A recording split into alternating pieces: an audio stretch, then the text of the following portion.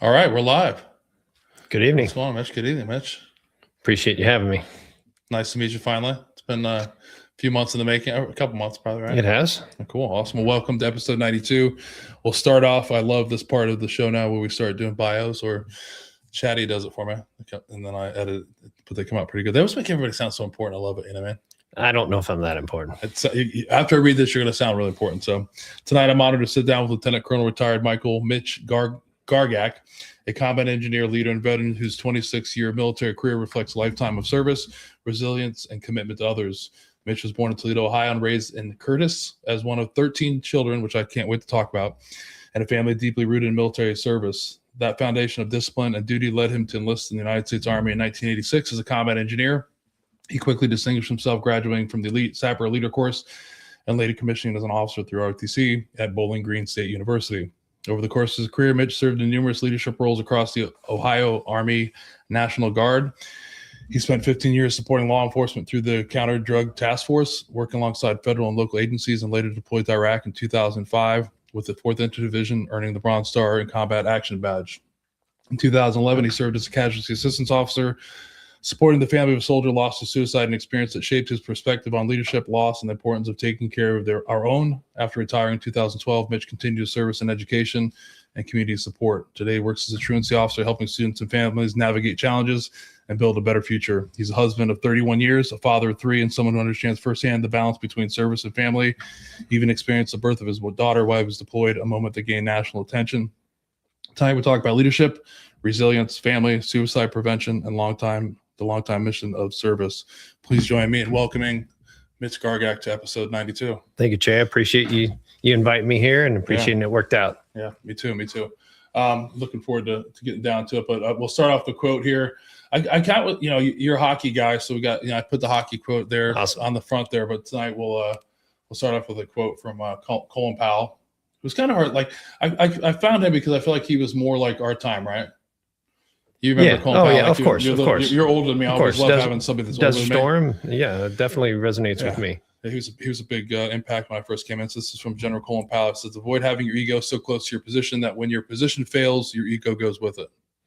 And I think that quote stuck out to me just because of, many of the veterans that I've talked to, our ego is so attached to what we did in the military or as a law enforcement officer. So a lot of people struggle with that.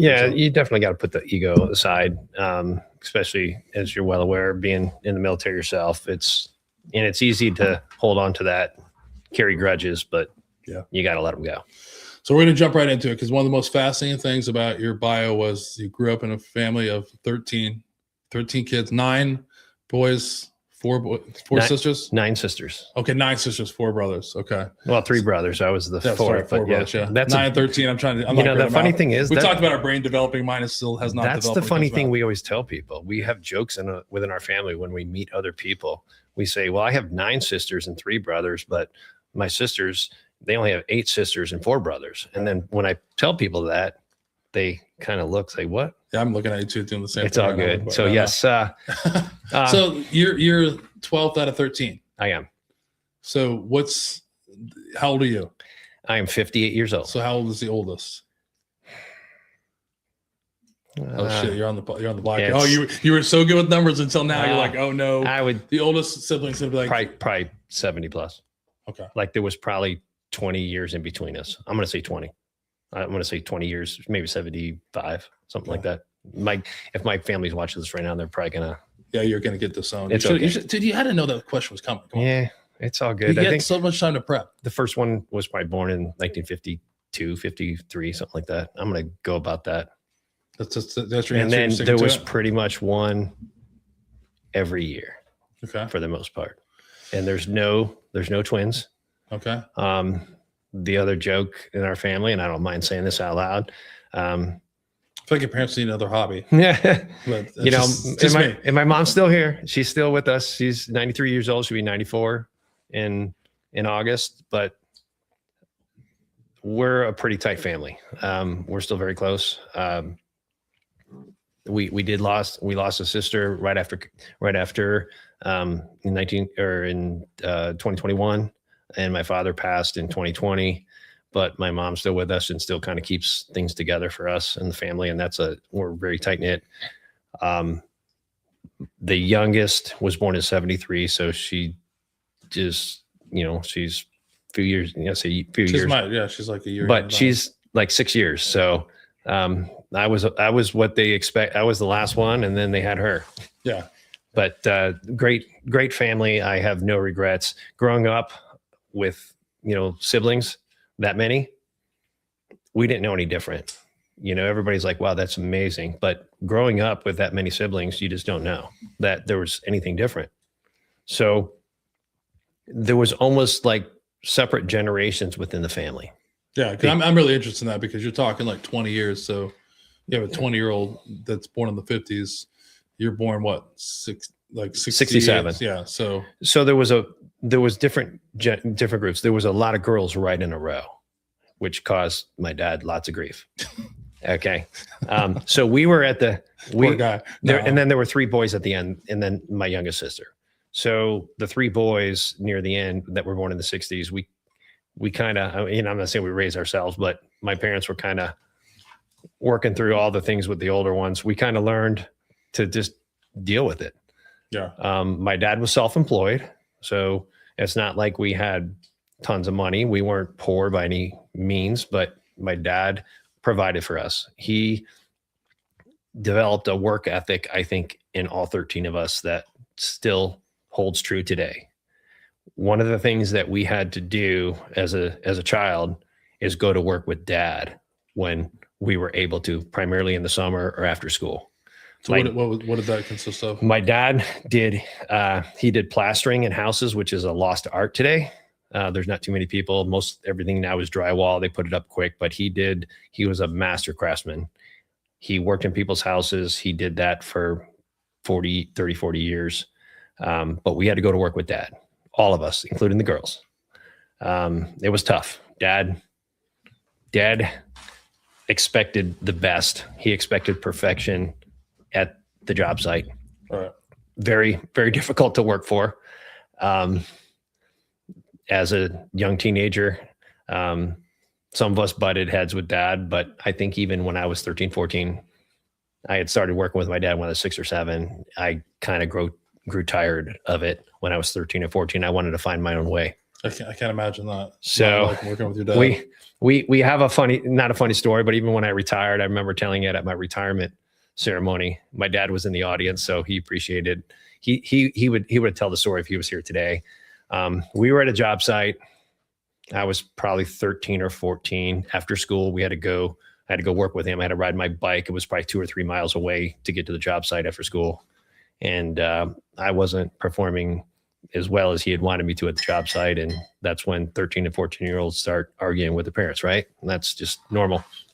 So that point, he pretty much told me, if you don't want to work here, then you can leave the jobs. You can leave and go find something else to do. Like, he didn't expect me to get him. And what did I do? Quit. I quit. I got on my bike and I went home. But the next day I went out and found my own job. So I ended up working at a golf course across the street where I lived, all through high school, junior high school, and I found my own way. And then, so let's go back to that. What was his reaction when you actually found another job? He was, I'm sure he was disappointed. He was disappointed I left the job site, but I think he was happy. One of the things we had in our household is, if you're working, like, he leaves you alone. Yeah.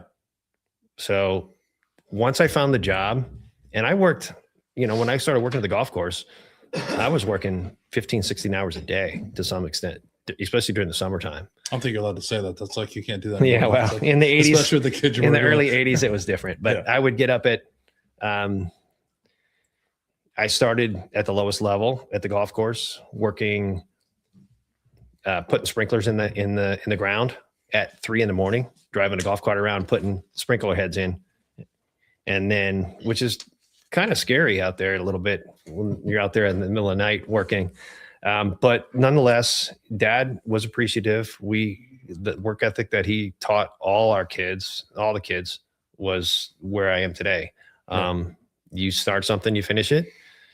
And working with him, I didn't like it. I'd be honest with you on that. That was tough. But when, later on, when I joined the Army and went to basic training, I thought basic training was the easiest thing in the world. Like working for my dad. Yeah. I'm interested in this whole, I could probably talk 2 hours about you growing up with that many siblings, because how, I think that's like every parent's like, that shows a lot of maturity to say, hey, like, I'm not, if you don't like it, leave. Because most people are just going to say, it's my dad or my mom or whatever. I'm not going to leave because I'm afraid. But I have to probably think that your dad, like you said before, wasn't happy about it. But like, as long as you did something, that I feel like that's a good, like a pretty harsh parenting move. But like, that's a pretty, I don't even know if it's harsh. It's a good lesson. Like, if you don't like it, go find something else, and I'll support you if it goes that way. They did that. Once he never gave me a hard time after that. As long as the rule of thumb in the household was, as long as you were working. Mm-hmm. Like when you graduated from high school, you needed to find something to do. You can't just sit around the house and do nothing, and you pay rent. That was the deal. Like if you didn't have a job while you lived at home, you would have to pay rent. And that's just the way it was. I should have did that. I didn't.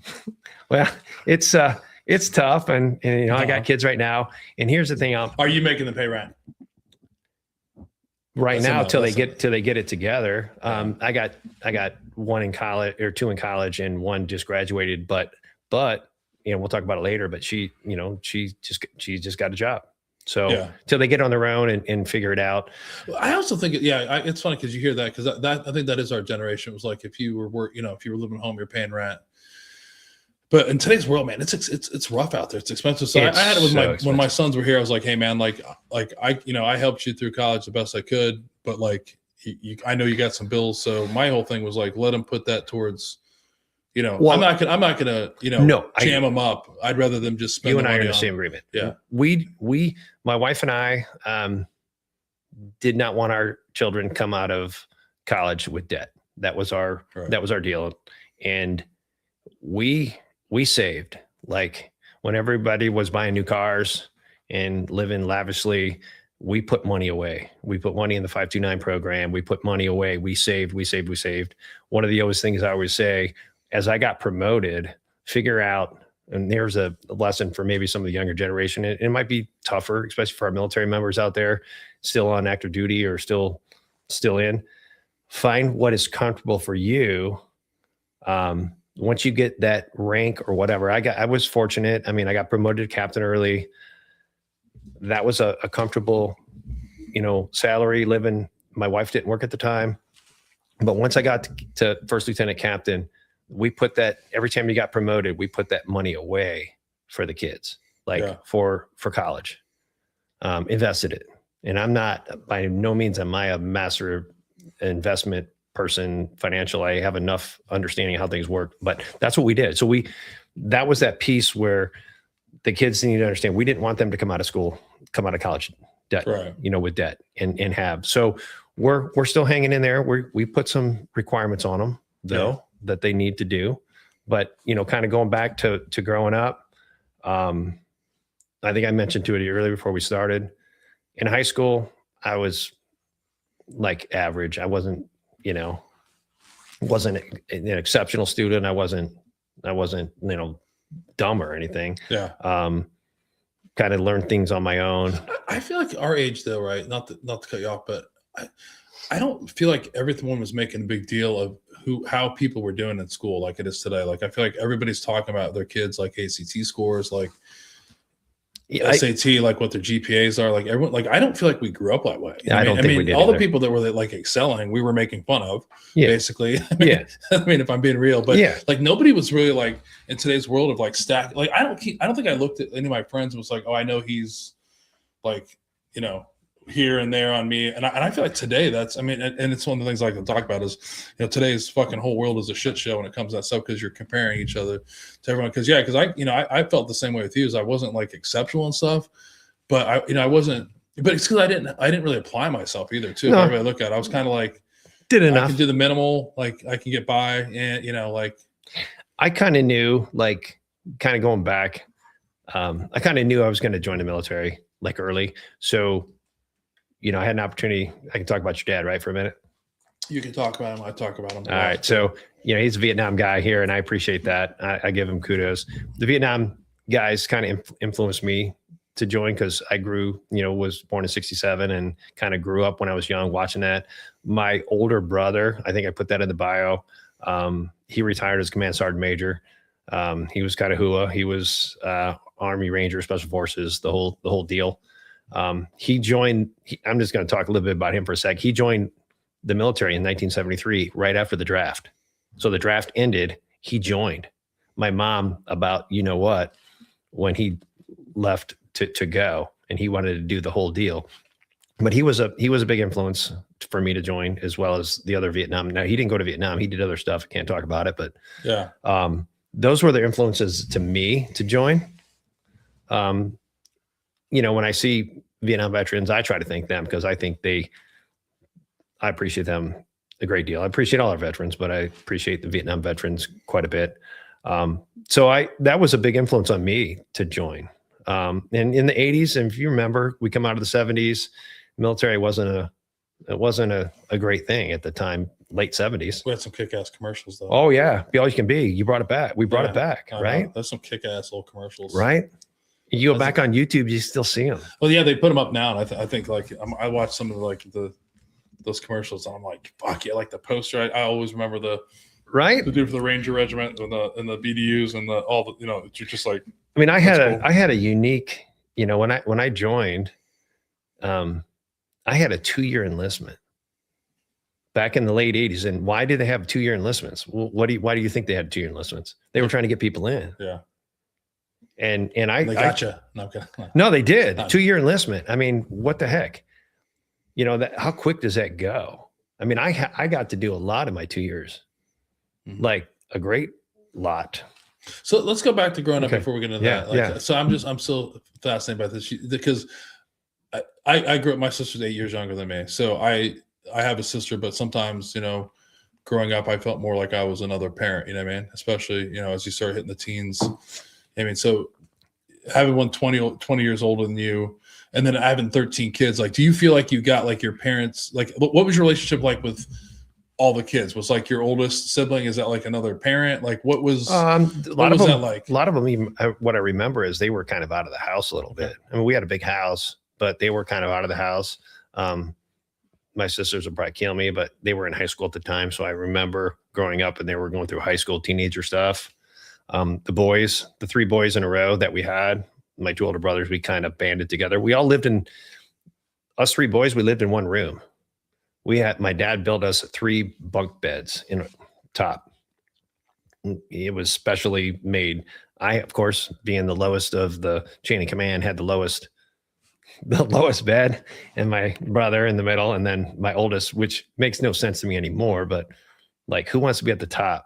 Right. Yeah. I mean, because he had to climb up. The bunk beds. Yeah, I'm thinking like the bottom is the best. Right? It kind of was. Yeah. Really, the middle was the best. But my oldest brother, between his head and the ceiling was about a foot, is all he had. Yeah. And he was a little bit older. Of course, he was going later in high school, and we were still in junior high school. So there was a lot. We learned a lot, like how to navigate the system. I mean, we were. I put my efforts into working, especially during high school. I'm not saying this is because we're live or somebody can watch this later, but I was pretty good. I never really got into trouble. I was not one of those kids. I didn't go out and do a bunch of that stuff. One thing that people don't know about, those that I went to school with, I was very small, like in high school all the way through. That kind of affected me mentally a little bit. Like when I say small, like short. Like I didn't start growing until late senior year.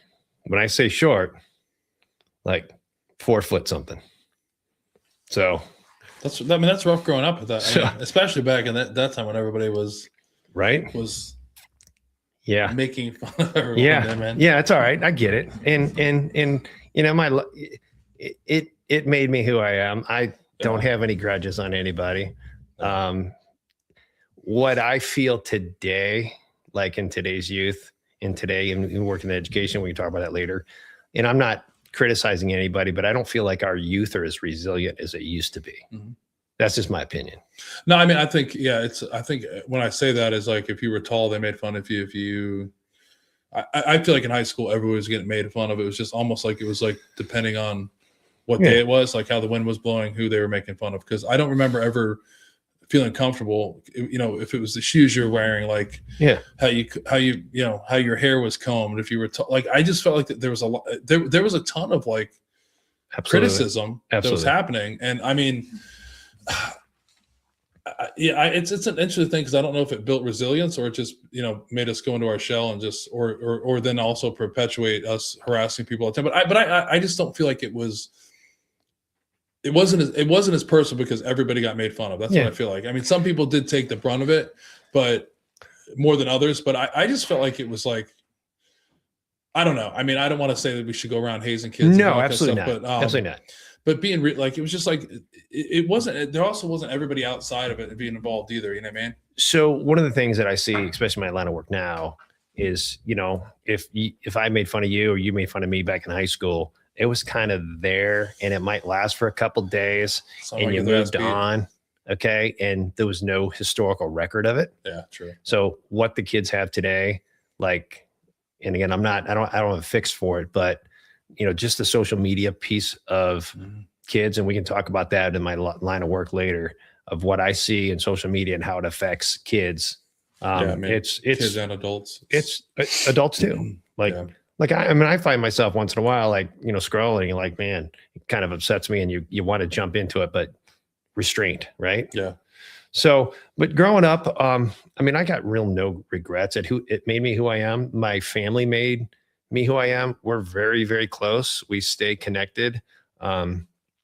We have like some family members that keep us together close. I mean, we all kind of do. Most of my family lived in Northwest Ohio. There's a few of us that live. We have some in other parts of Ohio, and myself here in Central Ohio, and then a couple in parts of Texas and New Mexico. So it's a challenge to keep the family together, but we communicate pretty well, I think. So with that age gap, was there like pockets of who was closer? I mean, obviously the older girls were. Is that still the same today, or? It is. Okay. Yeah, it is. The girls, I mean, generally speaking, the girls within that group are pretty tight. The boys still are too. You know, I'm pretty tight with the brothers. You know, so I mean, it went female, you know, girl, boy, and then a bunch of girls, and then boy, girl. So my youngest was 6 years difference. So you had talked about yours being eight years. She was, I mean, I was already kind of out of the house when she was when we were younger. I mean, you know, I was in high school and she was in like elementary school. I mean, we're close, but I wouldn't say we're, you know, it's different. Yeah. She ended up military as well, going, you know, we joke again, the family jokes about that she was the favorite. We can say that out loud because she'll appreciate that. But yeah, my sister's the favorite too. All right. But I think by time we all moved out and I joined the Army, my brother joined the Navy, and we went our separate ways, she was the last one left. You know, she was still in like middle school. So my parents finally got to like, okay, we can appreciate after all the other girls, appreciate maybe a good kid that's not causing us a lot of grief, right? I mean, I'm just saying. I mean, if I have three, so you have three as well too. I think that by my third son, I'm definitely a different dad than I was. I'm a little bit more relaxed about some stuff. I mean, after 13, I would feel like I would be checking it in, like whatever you want to do, it's fine. Right. I don't know. But like, what did you feel like your relationship with your parents? So, I mean, that's a lot of kids. Did you feel like it was, I know you're working with them, but did you feel like it was that he was given enough time? Because that's my thing in large families. I have three boys. I was fortunate enough as they grew up that they were very similar. You know what I mean? So I could connect with them, you know, even though they're different ages, because they had a lot of the same similarities. Like, did you ever feel like your dad wasn't giving you enough? No. I look back at it now, and my dad was self-employed. So if he didn't work, he didn't make money. Right. Okay. And he, with 13, with only 3, I find it was very challenging to get to all the kids' events and still work and being in the military and doing things we were doing at the time. He did they did what they could. And here's one of the other tidbits. So I'm going to throw this out at you. Okay. My mom never drove, never had her driver's license ever. Still doesn't. She's 93. She'll be 94 in August. She never had her driver's license. So I know there's questions that are a lot of people will be like, oh shit, the Gargacs, these people. I know. No, so, I mean, no, it's 50s generation. So the way it kind of worked in the household is the way they worked it is if you wanted to drive and you wanted to get your driver's license, you were the chauffeur for mom. Like okay. mom had to go to the grocery store. I mean, you think growing up, how often? Like at least once a week. So you got your driver's license and that was your first duty or responsibility is to drive mom to the store. Yeah, that is the best feeling though. Like when your first kid gets their license up, after the reality of how much your insurance goes up, right. The fact that you have somebody else to drive, you're like, oh, thank God. But then quickly it goes to like, oh shit, he's gonna wreck a car. They're gonna wreck a car. It's like that bound. Like I feel like our parents didn't care really. They were like, well, and you know, we all wrecked the car probably somewhere along the line. I mean, yeah, that's true. Yeah, I'm not saying some I did more than others. Like I'm not saying I didn't. It wasn't too bad, but so. What was the most that lived in the house at the same time? Can you remember? I would say 13. I'd probably say 10. 10 kids and or just 10 kids and probably in 2 adults, probably. I would say. I mean, some were going to college. My brother was in the Army. A couple moved out. I would say 9 or 10. You know, kind of varied. I would say. But once you moved out. You can't ever come back. No, I'm kidding. No, really. That was the deal. No, for real. It's just like, yeah, you can't come back. That was the deal. Yeah. I mean, I'm not faulting my parents. I'm just saying you moved out. And again, when you were 18, 19, 20 years old, you knew everything, right? No, so, I mean, I get it. I'm only thinking you're getting more philosophical because I'm just putting in my head about how much my bill used to be going grocery shopping every week with 5 people in the household. I can't even imagine what that was. Grocery store. I do remember this as a kid. Grocery store was not maybe 5 miles down the road. When mom went to the grocery store, if you drove her, I never drove her, so I didn't have to deal with that. I had always everybody in front of me. She would probably have easily 5 carts full.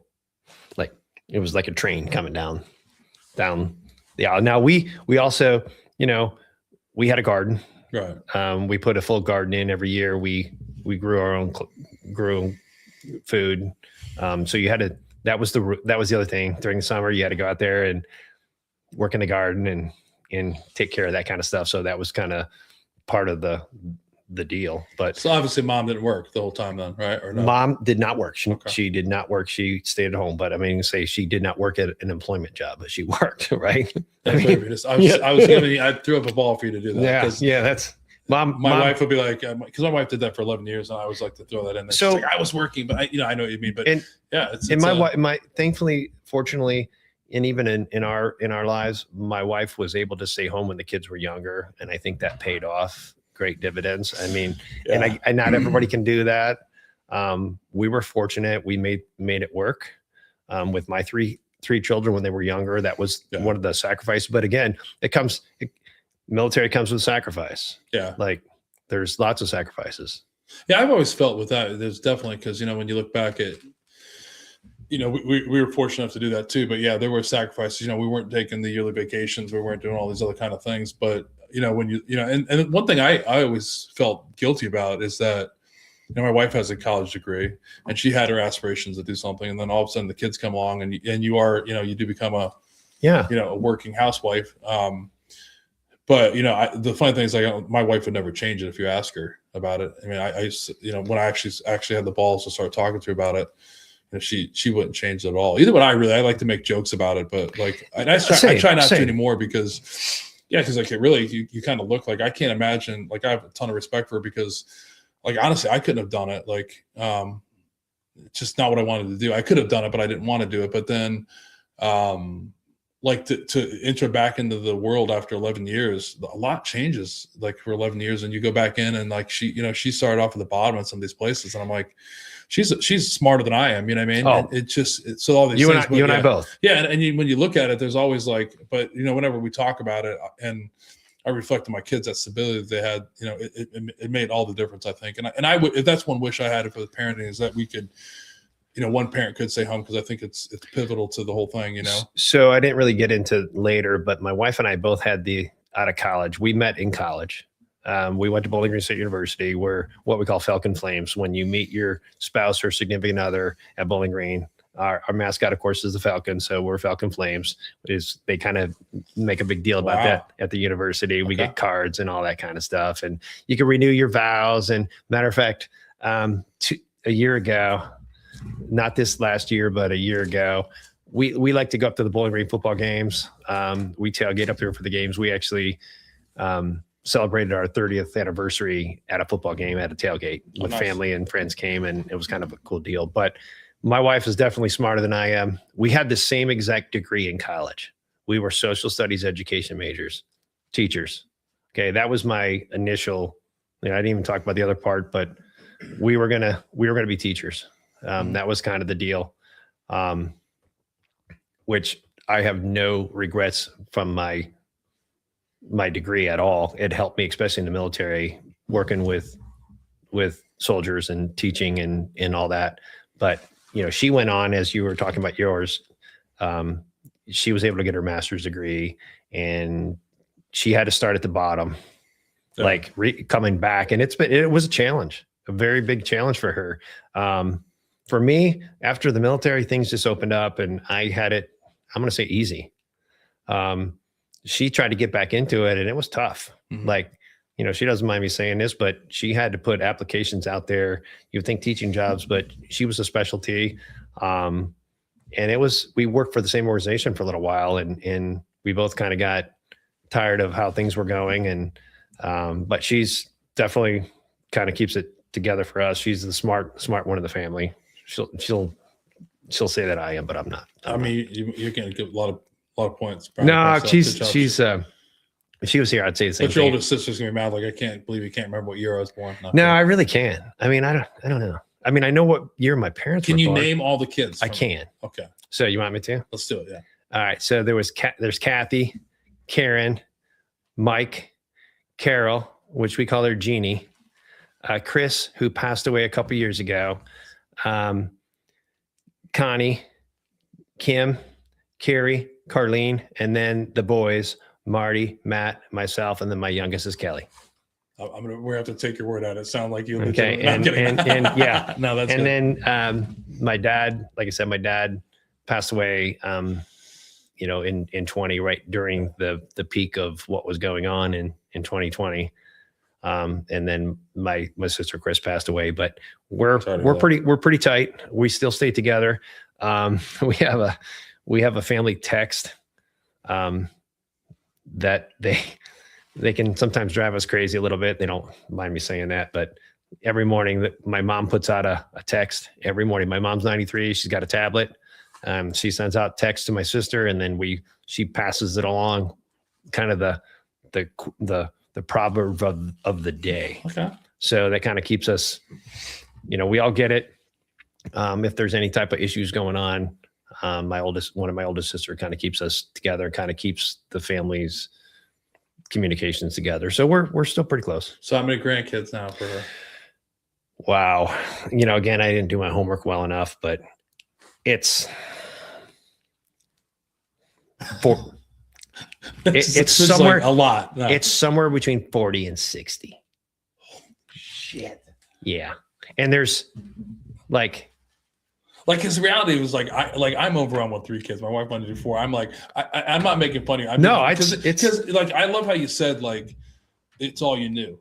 Right. And to me, like, all I really knew was a small family. So, like, you know, it was just me and my sister and my mom and dad it was just me and my mom and dad for 8 years. So, and there wasn't an extended family. So, like, when you hear about these, I like, my wife and I wanted 2, my wife wanted 4. We compromised on 3. And sometimes I thought 3 was way too many. Like, I felt overwhelmed, and I just can't imagine. And the other thing is, like, I can't wait to be a grandfather, right? Right. But I can't imagine 40 of these dudes running, like, dude, that's I would just be like. So myself and my younger sister are the only ones without grandkids. So my children and my youngest are the youngest of the family. We have like nephews and nieces that are adults that I feel like we share, like they're the same age as you. They're the same. I mean, I think one of my nephews came to my basic training graduation in 1986, and he's probably in his 40s now or whatever that is. Yeah, I've been 40. So, I mean, so they're adults. No, I get it. So it's just not knowing it, not knowing anything different. I mean, we're not in any hurry for grandkids. I mean, it'll happen when it happens. I still got, my kids are still learning. Yeah, I got their brains are still forming. Yeah, I got a grand dog, so I'm happy with that right now. Well, she comes over and visits, and we got, the kids joke when they all went to college. You asked everybody about empty nest. We're yeah. I got a dog, and that was kind of we talk about what keeps us sane and keeps us going and keeps us together. My wife will know this, and my kids know it too, is my dog. Yeah, you said you were pretty close to spending time with your dog. And I can tell you that's what drives me insane. It's my 2 dogs. Yeah. So we had, when the kids were younger, like little, we had a German Shepherd, and then we took in 2 strays, which they were great, but we'll talk later about it, but when I left for Iraq, I left my wife with a 5-year-old, an 18-month-old. She was 7 months pregnant, and 3 big dogs. There you go. So, I mean, who got the better deal? They're like, see ya. I mean, I think I got the better deal on that, really. Yeah, we've rescued some dogs. These are the 2 worst rescues that you can imagine. They drive us nuts. I have learned over the years, like, to try to help, but do what you can. And, it's tough. You gotta pick and choose what you can do. Yeah. I'm just glad they're not here tonight. It makes my life so much easier. Like you're actually able to come through what people don't realize if you come on the podcast is I have you come in the back. You told me the back that. door, and everybody is like weird about it, but it's because of my dogs. Like it's just like they're. Well, fortunately, I had an opportunity to meet your dad on the way in. Yeah, and he came in. I'm like, holy cow! I'm just not, because I think you saw my face. I'm like, oh my god, there's like a human being coming. Because no matter what, even like if he was here, even people that come over regularly, like we probably shouldn't say because I'll shut it down. It's like okay. The little one just bites everybody. It's like he's bitten like 6 humans, like humans that he sees all the time. So. I'm a dog person. And what I love about it is I think I just got a text yesterday about my wife wanting to get another dog, and I'm like, this is not happening. We're giving these dogs the best life they can be. So I wish they were bringing me that. Like I need a service dog to counteract my actual dogs I have. Oh my god, that's hilarious. but they don't get along with that. I said that to someone. They were like, that's. But I'm like, honestly, like, because it's interesting, but they're just I'm just happy they're not here today. You see about right now, you hear him running around. They're in the background of every podcast, which makes me laugh. Even when we try to be quiet, you'll just hear him running around or barking. I kind of learned early when we had the 3, and they were a handful. I mean, I still look back at those days in 2005 when I left with the 3 big dogs, and I'm like, what the heck? And that was crazy. Yeah. So let's talk about. I mean, what kind of I'm glad we spent time on. Like I said, I could talk about growing up with 13 kids and how that looks now today. But so, you decided to enlist in the Army as an engineer. What made you decide to go in as a combat engineer? So kind of always knew I was going to join the military. Right. I kind of reached out to the recruiters back in 1985. I actually enlisted in October. I know my enlistment day was October 3rd of 1985. I graduated high school in 85, and I enlisted not long after that. My brother, I'm going to kind of talk a little bit about this. He graduated 2 years prior in 1983, and he was kind of hanging around the house a bit. I had talked a little bit about how Dad said you got to be working. Right. He was working, but he was kind of like, I don't know what I'm going to do, and just kind of hanging out and getting tired of hearing Dad yell at him all the time about finding something to do. So he went and joined the Navy. He joined the Navy a few months before I joined the Army, but he left kind of right away. So I was delayed entry.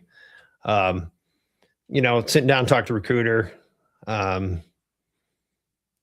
They had a 2-year enlistment, and at 1985, they were trying to put soldiers in, right? That's the reality. And combat engineer, it's combat arms. Back in 85, it was combat arms. Yeah. And it just seemed, all right, sign me up. Let's do it. Recruiter actually came out to the house chatting with me.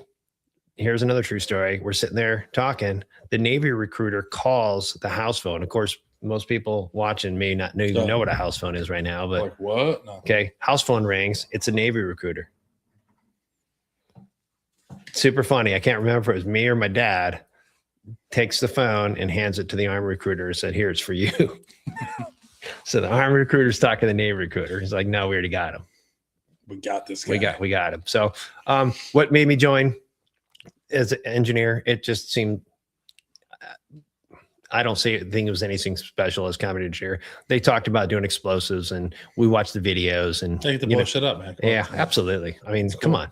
Like, right? Who doesn't want to do that? So, you can go out and run around and blow stuff up and do all this fun stuff. And, they kind of promised, oh, you're going to go to airborne school, this and that. Well, they kind of lied on that part because I was supposed to, and they never sent me. But I'm sorry. That's a different story. I'm doing it's okay. I'm okay. It's all right. That's all you like say. It's no, I'm good. Like, it's okay. It's okay. It's perfectly okay. So you'll be rocking in the basement. Like it's okay. No. So I went to basic training in Fort Leonard Wood, Missouri, February of '86. Missouri was cold. Yeah. It's about 2 months ahead of Ohio as far as warmness goes, but it was still cold there. Basic training was, I found it pretty easy. Mm-hmm. Like a lot of people had a hard time. The biggest thing I remember for basic training is just the culture change. Like where I grew up, we kind of had all the same kind of people. I'm not saying it's good or bad. It's just what it was. Right. So you came full together with people from all over the country, which I think was kind of cool. Right. I mean, you got guys from the Bronx, you got guys from California, you got guys from Texas, where you're from, all over the place. So I'm a New Yorker though. I just lived in New Yorker. Okay. Yeah, that's not like it too. Right. Actually, I'm an Ohioan now because I think it's the longest I've ever lived anywhere in Ohio. I appreciate that. I don't like to say that, but so Fort Leonard Wood was good. My, back then, I don't know how it is anymore. I have to look at it, but it was one station unit training. So what that meant was you did basic and AIT, your advanced individual training together. It was combined. So there was only like 1 weekend in between. You kept the same drill sergeants. You kept the so it was 13 weeks. Mm-hmm. So it wasn't 8. It was 8 weeks of basic. And then AIT was after, but it was all combined. You got a weekend pass in between. My parents came out. Some of my family came out for the basic training graduation. Did they rent a whole plane to come out to see a little they rented a bus, like a van. So here's another true story. They chartered their own plane. Another true story. Southwest. Here's another true story. So my dad, he was, we talked a little bit about some of my tech stuff. I like doing tech stuff. You like doing video stuff, right? He was big into camcord. He had camcorders. Oh, so was my dad. So you and my dad are bonding on a couple things. One, that you're both legs, and now that you're camcorder guys. So he had an RCA VHS camcorder, brand new. It was, remember back in 85, 86, these things were brand new. It was the big old honking one on your shoulder. You're talking, look at him. He's fucking reminiscent of it. All right, I like you're tapping into me. He's like, nice. I remember those days. So dad came out and dad wanted video everything, right? That's okay, because I still do the same thing with my kids. So they come out, dad's got a video, all this fun stuff. So we're driving around after we release us. We did the graduation thing. I got to be in the color guard of I think I might have sent you that shot. I don't know if I did or not, but got to be in the color guard of basic training graduation. So we left. Dad wants to drive around and videotape the base, right? Well, even back in 85, there was still stuff going on, right? All right. So we're driving around. Well, those that know about engineers, there's the Sapper School. The Sapper Leader Compound is located over on Fort Leonard Wood, which it was a brand new school. And it was for advanced engineering, and we'll talk about that in a minute. But we're driving around the Sapper School. Dad's videotaping all this stuff. Yep, sure enough, he gets stopped. Thankfully, they didn't take his tape. They just told him to stop videoing or whatever. So, but that was basic training and AIT. It was, I thought it was easy. See, I have a different story about videotaping. I wish we were entrepreneurs because my dad went to Disney World And my dad went through Disney World the whole time videotaping. I don't think he was ever present other than just through the videotape. So what I thought is like, if we were smart enough at the time, we could have taken that videotape, edited it, and given people their Disney World experience, and you would never have to go, and we could charge you a tenth of what they charge you. And I could be living in Montana on a ranch right now. I mean, because he literally, like, I'll never forget, that's the whole entire time. He was just dad, the video camera. And that's the truth. I exaggerate a lot, but he literally was like, he lived the life through that lens. But I appreciate this, and here's why.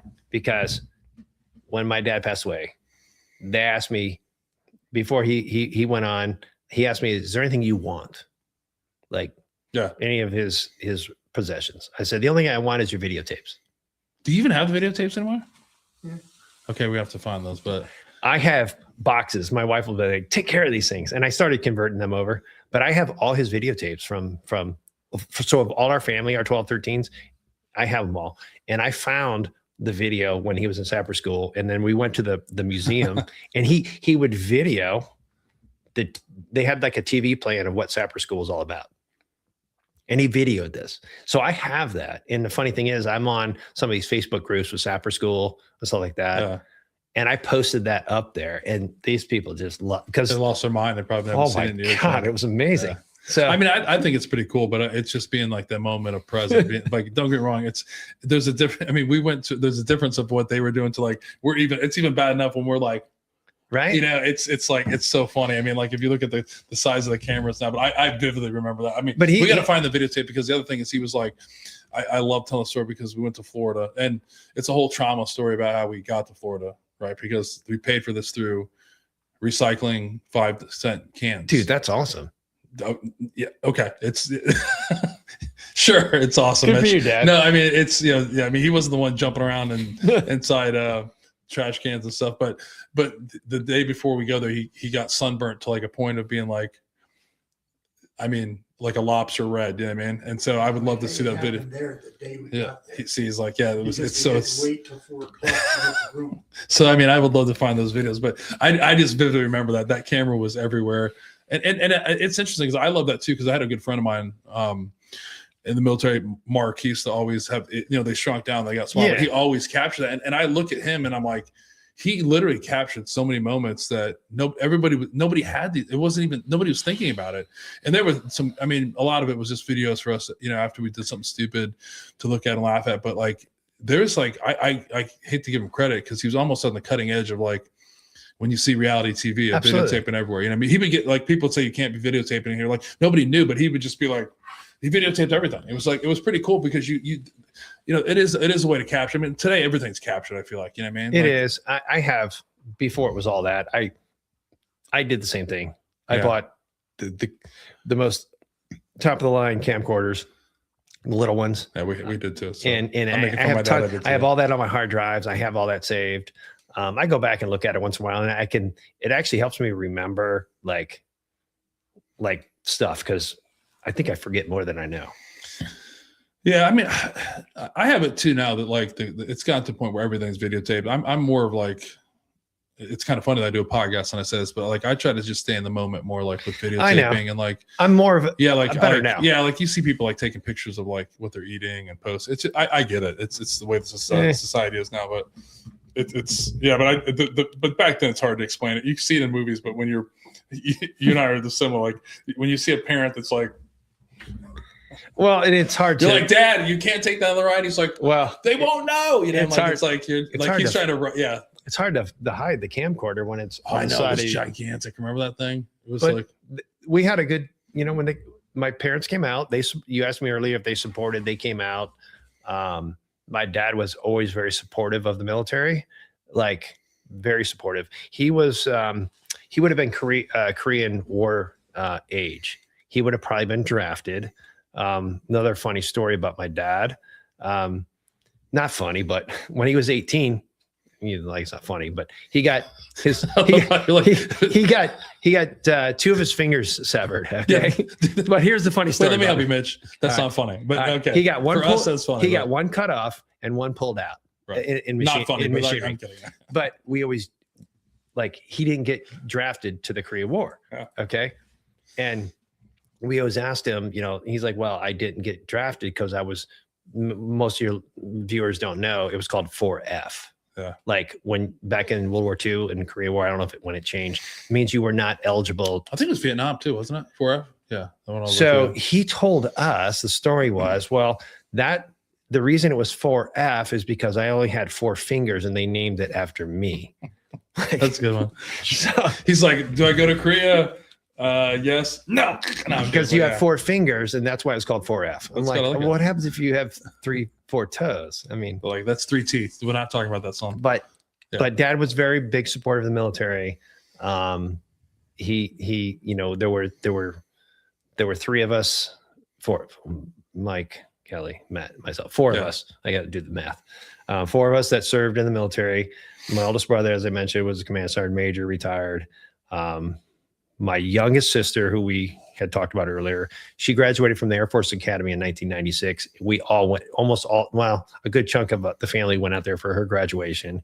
The ones you like went out. I'm kidding. I'm sorry, say again. The ones you like. I'm kidding. The great thing, I'm trying to get you in trouble. I got to commission her. I got to pin her. Okay. Which was super, super cool. That's, I think, one of the pictures that you might have put in the front. That's my sister. She married a VMI guy, so don't hold that against her. Yeah. We will, but she's like 2 over 2 with Air Force and VMI. Right. No it's one's keeping score. I know they were both Air Force. Yeah. So we have a kind of a military family, and then if they're not military, all like the rest, the nephews, like law enforcement or whatever. So it's about serving. I mean, I think that's one of the big things in our family. Yeah, it seems like it, but like let's fast forward. Let's go back to this. Talk about it because you grew up in a tight family. You got a bunch of people around, kind of depend on each other. That's just kind of what you know. You get you go to Leavenworth and you head out to Fort Ord. Leavenworth. I'm sorry. I didn't go to Leavenworth. Leavenworth yet. That's later in the story. Later. No. But then you head out to California for student time. What is that like? Being thrust from like being around everybody in your family to something to going out to California.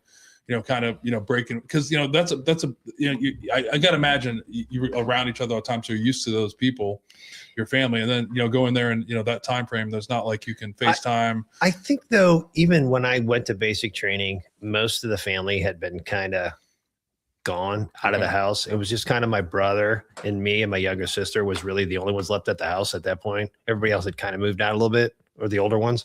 So when I went to basic and then graduated, again, interesting story. They asked you, the Army says, where do you want to serve in basic training, right? They ask you, where do you want to go?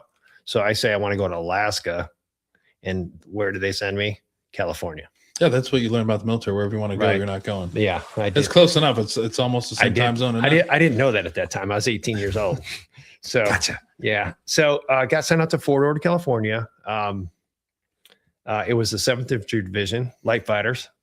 Yeah. I saw a great video of a guy. Right. Silent but deadly. You remember that whole deal. I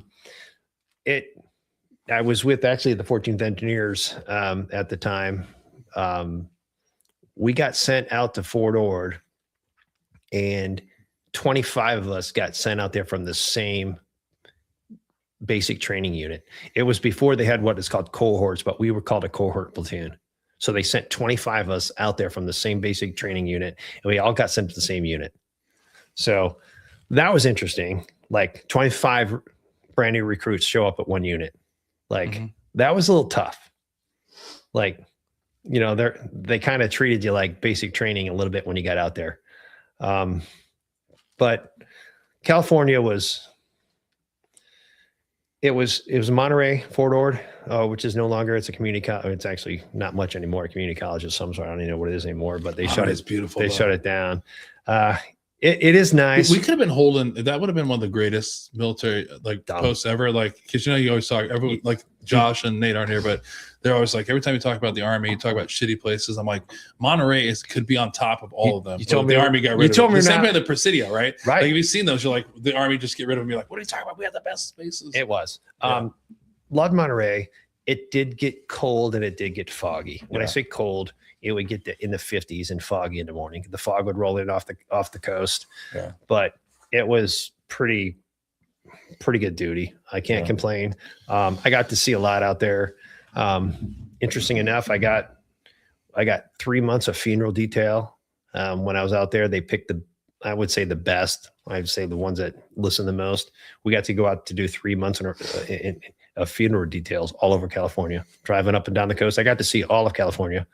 Got to go Hollywood and all kinds of places and do these funerals for veterans, which, I mean, I didn't even think about it until right now, until you asked that. It kind of triggered. That was kind of cool. I mean, not that, veterans passing or anything, but it was kind of a cool experience to go out and do all these. Yeah, I think because most of the time how it was, I mean, I don't know if it is the same. I assume it is, but like when you were on green, cycle or red cycle, you'd go and you'd be if you got like, picked to be a casualty assistance officer. I never knew what that meant. And then all of a sudden, within your local area of post, you were going to funerals. I mean, I was fortunate enough to do that. I say fortunate because it was a part of the Army you didn't know that you were doing. I think, and at the time when we were doing it, wasn't, these weren't guys and gals coming home from war. It was it was older veterans that were passing away, which is, that's pretty impactful to see, like, wow, even this guy's 75 years old, they're still sending people. I got letters up there. Yeah. I got letters from families,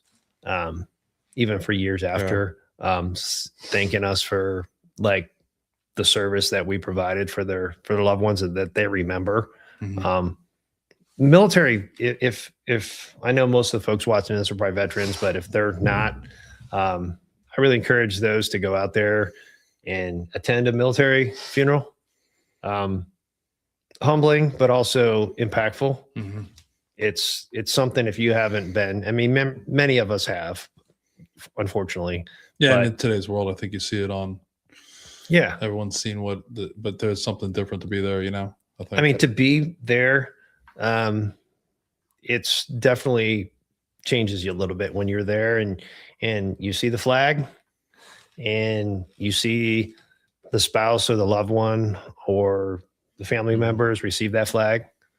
That is something I always remember. Like, that's super close to me. Like, thankfully, my brothers and I, when we have a uncle or a family member that has passed, we try to do our best.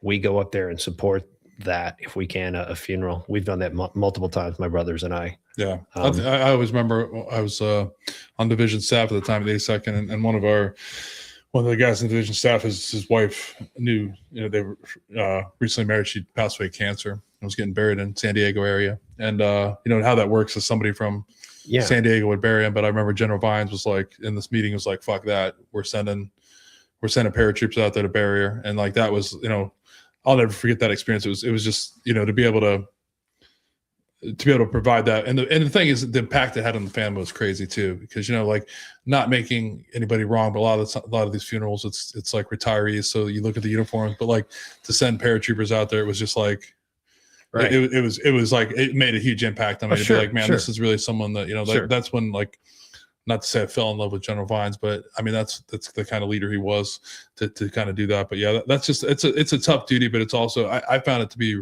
rewarding as well, because you're that last contact to some of these people that, like, some of them, like I found too, is a lot of them didn't even realize the contact that they had. I mean, that person had been in the military for 30 or 40 years. And it's kind of like, what is the military going to do for me? And I would add to what you said before, is if somebody in your family is a veteran, right, and they apply, they're eligible for it, get that benefit for them. I mean, whether you've heard about it or not, it's a benefit that if you were honorably discharged, that you can do that. And I find it to be super impactful for everybody there. You know what I mean? Well, and the legacy of even the kids attending those funerals, like that is impacts you as a 12, 13, 14 year old. I'm not saying that we're out to recruit any new kids in the military, but here's what I'm always going to say, and I don't mean to interrupt you. Oh no, that's something I always told my soldiers, and I tell every time I see a soldier or any other military member, you need to find somebody better than you to be serving.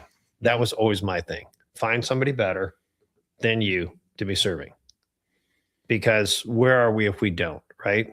I feel like I've done that. I mean, I got my son, my two girls were kind of interested in the military. They're still kind of interested in the military. They both were in ROTC for a little while. Some things didn't work out quite well, but always finding somebody better to serve than you. That's where, if we don't have that, I mean, what do we got? Yeah, I think, what I was going to say, I 100% agree with that, because I look at it differently. Like I've always been asked, like, my dad was, a veteran. My grandfather was a veteran, my mom's dad. So there's a part of me that wanted my boys to join the military, but then there's a part of me that I'm glad that the cycle's broken. I get it. But yeah, I mean, I think, like, my oldest son is a nurse, and I think you can serve in different Of ways. course. Like, I was very limited in what I thought it was, right? Like, this is what, Of course. what service is service to your country, all that kind of stuff. But like, in reality, like, you can serve another man absolutely. any day. Like, I just spent a week ago, I was literally serving men dinner, Of course. drinks, coffee, that you can find that. And I find that to be my purpose, right? I'm glad you said that, because whatever you're doing, there's ways to do it. Absolutely. And I had to have that conversation with my oldest. Yeah. I don't want to go into the whole detail of it, but she was dead set on military. Mm-hmm. And we thought when she was in 7th grade, she was going to, we thought she was going to join. Well, she was going to go to college during the 2020, and that hit, and she decided to take a year off, and then her priorities changed a little bit. She was going to join ROTC and didn't want to do that after that. Well, after 4 years of college, then she decided that ROTC might be the thing for her. So she decided that she was going to go to grad school and do ROTC and catch up. So this past summer, she went to basic camp at Fort Knox as a college graduate and did very well and loved it and wanted to go in. And then she plays hockey and got injured. Yeah. And now is at that point where the military service is probably not going to work. That being said, she's found another way to serve, and she's now, just got hired with a law enforcement agency. Awesome. So there's many ways to serve. It doesn't have to be military. So I didn't want you to think that. I didn't mean that at all. Like, think of that. It's just, I think there's, because there are guys, like, there's a part of me, if I'm being honest, the facts that my kids did not like join the military, and I have it reframed just how I have it now is, yes. I'm glad, because my reason for the military, yes, there was a patriotic part about it, but a lot of it was to get away from the situation I was in. So I'm kind of glad that they didn't feel compelled to do that. But I just feel like a lot of people, there's that, like, I want to be who they want to be, right?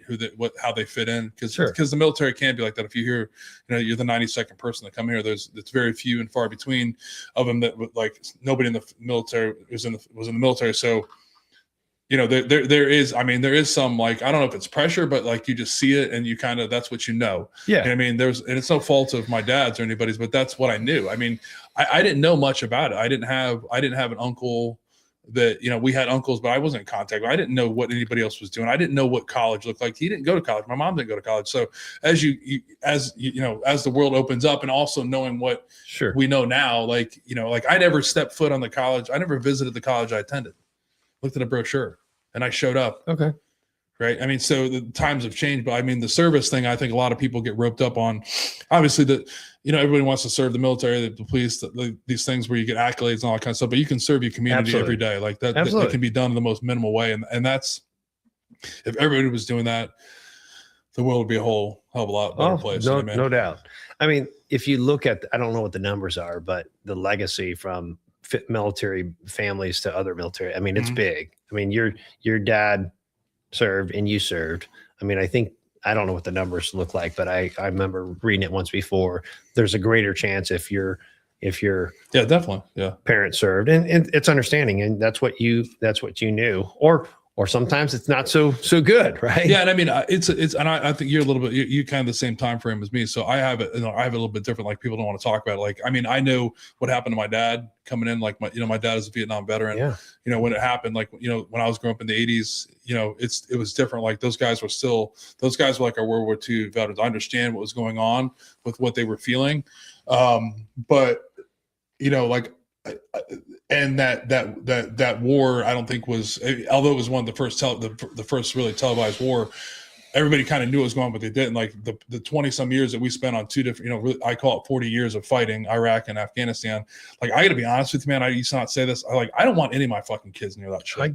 I mean, people be like, what are you talking about? Like any dude or dudette that starts talking about, like, I want my, like, fuck that. Like, nope. Like I hope that what I did and what we did, it keeps, a generation or a few away from what's going on. That's probably not the reality, but it's kind of different now. And I think that's breaking, because now it's like, dude, and no fault of his, but he didn't tell me anything that I was running myself into, like the buzzsaw. Like, he didn't tell me any of that was happening.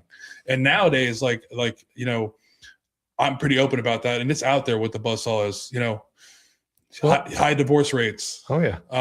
Alcohol problems, like, rage issues, suicide. Absolutely. So there's all these things that go into and I'm not trying to deter anybody away, but there's a reality of what's going on. All these it's a little bit different, and not that it didn't happen to those generations, but they just didn't talk about it. Nobody really talked about it. I mean, you go back to the Vietnam veterans the same type of way. You go back to World War II, when everybody goes like, yeah, my grandfather didn't talk about it, but he literally just was, it happened. I mean, if you look at those the World War II veterans, they're all the same. They came a lot of them isolated. They came back and they worked hard and isolated. Yep.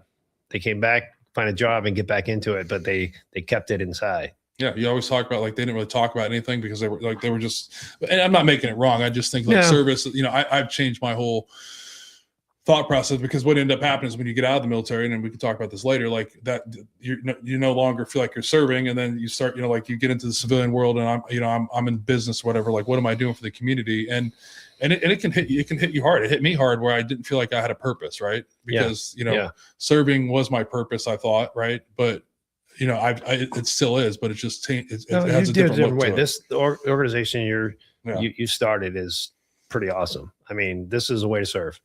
And correct me if I'm wrong, but I said it earlier, you want something always better for your kids, right? Yeah. So it's the same thing you said. I mean, I don't want my kids to have to deal with things I had to deal with. Yeah, but I mean, I think we know the reality. Like, we can't control that, which is fine. But it's just, I think a lot of it is, I always tell people, like, if you just, serve, figure out what that means. I mean, nurse, absolutely, it's going down to a soup kitchen, taking your kid down there and serving meals to people. Like, just get out of just taking care of yourself and worry about yourself and serving others. That's what we all need. And I think it puts into perspective. But before we shift on that, we were talking about the funerals. Is one of the things, I'm, in the arena that we're in with veteran suicide, that's one of the things that I hope that when veterans do take their life, that their family is taking advantage of these benefits that they have, that these men and women deserve to have their full military honors to what they're doing. And I think I've seen it a few times where that happens, and all of a sudden it's like, okay, we need to hide about what, how they pass away. But I mean, I implore anybody that, if unfortunately one of your family members does take their life, honor them still, right? Because it's just a bad decision they made, a temporary, a final solution to a temporary problem, but, like, honor that, because I don't see that happening right now. I feel like it's just, we'll talk about it later. Yeah, we can talk about it now. We'll talk about it. So, kind of fast forward to the end of my career. I was the brigade 3, which was pretty grueling, stressful. We had a lot going on. The op tempo was high. We had a lot of units deploying. You're like, well, your guard. No, I was AGR. Back in the day, all our units were deploying Afghanistan, Iraq. So we were doing lots of stuff. I mean, I'm not complaining. It's just what it was. So my boss, my colonel, says he was about getting box checks, and he was a good dude, really enjoyed working with him, but he was also about getting stuff done. Casualty Assistance Program, we were responsible for that in the Ohio National Guard. And we served, most people don't know, but back, I don't know how it is today, but back in 2011, 2012, 2010, if there was a casualty, an Ohio casualty, an Army casualty in Iraq, Afghanistan, or elsewhere, the Ohio National Guard is the one who took over the Casualty Assistance Program. We ran it. Both, didn't matter if it was active duty, reserve, or guard. So if it was an active duty member, we had so the rule was you went to the training. So I was a mate. I was actually, I was a mate. No, I was lieutenant colonel at the time. And he's like, you need to go to this training. I'm like, sir, why am I going to this training? Because casualty assistance officers only support like one rank, like below or above or equal. So a captain, if you're a captain, you don't support a major who passes away. So I went to the training. We did the 6, 8, 10, 12 hours. I don't know what it was. Learned what you needed to, the basics. So I figured, what's the chances that I'm going to get called for casualty assistance duty, right? I'm the Brigade 3. We got stuff going on. I don't have time for this, right? I mean, that's kind of how I thought about it back then. Right. So it was a long weekend. It was a holiday weekend. And our one calls me, says, hey, we had a casualty. It rotated every 3 months, whatever, each unit. And the way it was supposed to work was it was supposed to be local, like within a regional area. Like if there was a casualty in Columbus, Central Ohio, then yeah, we picked it up, whatever. And it was based on rank. So got the call, and it was a long weekend. I just remember I had family over. The weekend. We just had a lot going on. Monday morning, I wake up. It was the holiday. Phone rings at 8 o'clock. Hey, we got a mission. You got to go do it. I said, yeah, there's no way. We got X amount of units deploying tomorrow, blah, blah, blah, all this stuff going on. The colonel says, you got to do it, blah, blah, blah. So I called him back. I'm like, hey, really? I wasn't, again, pushing back, right? I'm not that I wasn't wanting to do the duty. It's just, we had stuff going on.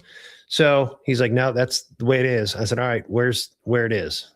Where's the mission, whatever. Then he tells me, and it's like 4 hours away. So still in Ohio, but I want to get the details. So he's like, you need to be up there at the residence in like 6 hours. So he's like, the way it works is, your listeners don't know, the way it worked back then is if there was a casualty, military would work through the details, and then they would get all the details. The casualty notification officer would go first to the house. And there was a period of time within hours that person had to be at the house to notify. They did the notification with the chaplain. Those are the ones you see on TV. You walk in and they notify the spouse, significant other. And that's how it worked. And then they left. They were done with the mission. They never had the notification officer be the casualty assistance officer because they didn't have to deal with that part of it. And then the casualty assistant officer comes in after, within 2 hours or so, and then picks up the pieces and works with the family. So that's what I had to do. Again, I don't know, maybe 6, 8, 10, 12 hours of training. Are you prepared for that? No, you're not. So jumped in the car, got up there, got the address. Tons of stuff was going on back home. I think I talked to you earlier about my kids were involved in scouts. We had Pinewood Derby that weekend, all kinds of fun stuff going on. So, but that's what you do. So rolled in, and then you don't even know the details. You don't even know the details of what happened till you get up, and then the information starts coming in. So you got to agree with the spouse, work with her. There was a 4 and a 7-year-old of the fallen soldier, and it was tough. Like I spent weeks up there working with this, and it was cold. I remember Cleveland. I had to fly to Dover to escort him back. The family didn't get along very well. Had to get him through the airport. You're making travel arrangements. You're getting airfares, all this stuff sorted out. Had to get the spouse, had to get the family, his parents through. Winter, snowy driving, all that fun stuff. We got to Dover. It was surreal. Like what you see on TV, the C-130, C-17, C-5s, depending on what they are, coming in with the caskets. And you're just like, I'm not prepared for this. Like I'm not. I just didn't feel mentally that I was prepared. But you do the best you can. And then we came back to the city, and then we had to greet the airplane that flew him back. And it was cold. It was -5. I'm out there in dress blues. And I'm not complaining. I'm just saying what it was. It was tough. And then I spent about 3 weeks up there just working out all the details. You're dealing all the funeral arrangements, all the church services. And, again, without getting a whole lot of detail, unfortunately it was a self-inflicted casualty, which makes it even worse. Mm-hmm. You're dealing with the spouse, you're dealing with the 2 children. You talked about it earlier. It was hush. It was the family said, we do not want this disclosed. The press was calling nonstop, like calling me, calling public affairs. I just kept referring to the public affairs. I said, it's under investigation. I mean, I'm just telling you, I'm not disclosing any information. Mm-hmm. Don't want, but it was tough duty. Some of the toughest duty I've had, even working Iraq and other things that I've done. That kind of affected me a little bit, like just made me think a lot more about like when you're gone, right? How's your family pick up the pieces on this? So, I mean, that was kind of in a nutshell. I mean, I dealt with this for 6 months, like working with the family. We became close with the family. I did the best I could. I had to drive back up. I had to drive to there multiple times. There was a lot of questions. I've been an Army guy for my life, and I support the Army. The Army's not perfect.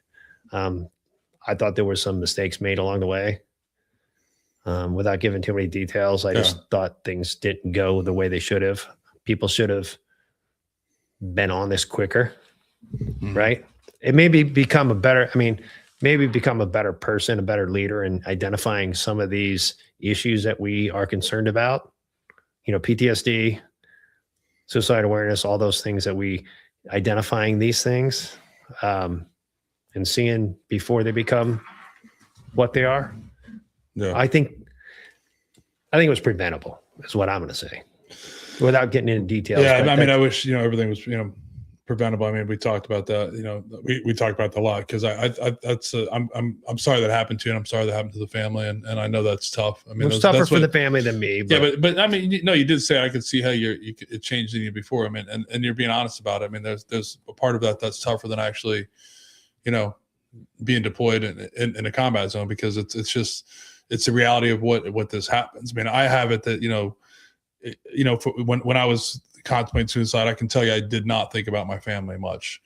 To be honest with you, it's not a great thing to say, but I really wasn't kind of worried about what they were doing. And I think that's, it's a tough conversation to have, but that's, your story, what you just shared is it. I mean, there's a lot of people that have a lot of questions. There's a lot of guilt. There's a lot of shame that brings on. And I mean, I think that there's a number of something like, it affects like 70 people or something. Every suicide, every person that commits suicide, it affects like 70 people. And it's unfortunately still happening in the warrior class. I just hope that the family, I understand it. I understand the shame, but I still have it too, that all these people that this happened to, regardless if the system didn't see it, I still think we need to honor their service and what they've done. I think at the time, and I'm going to say I did the best I could to do that.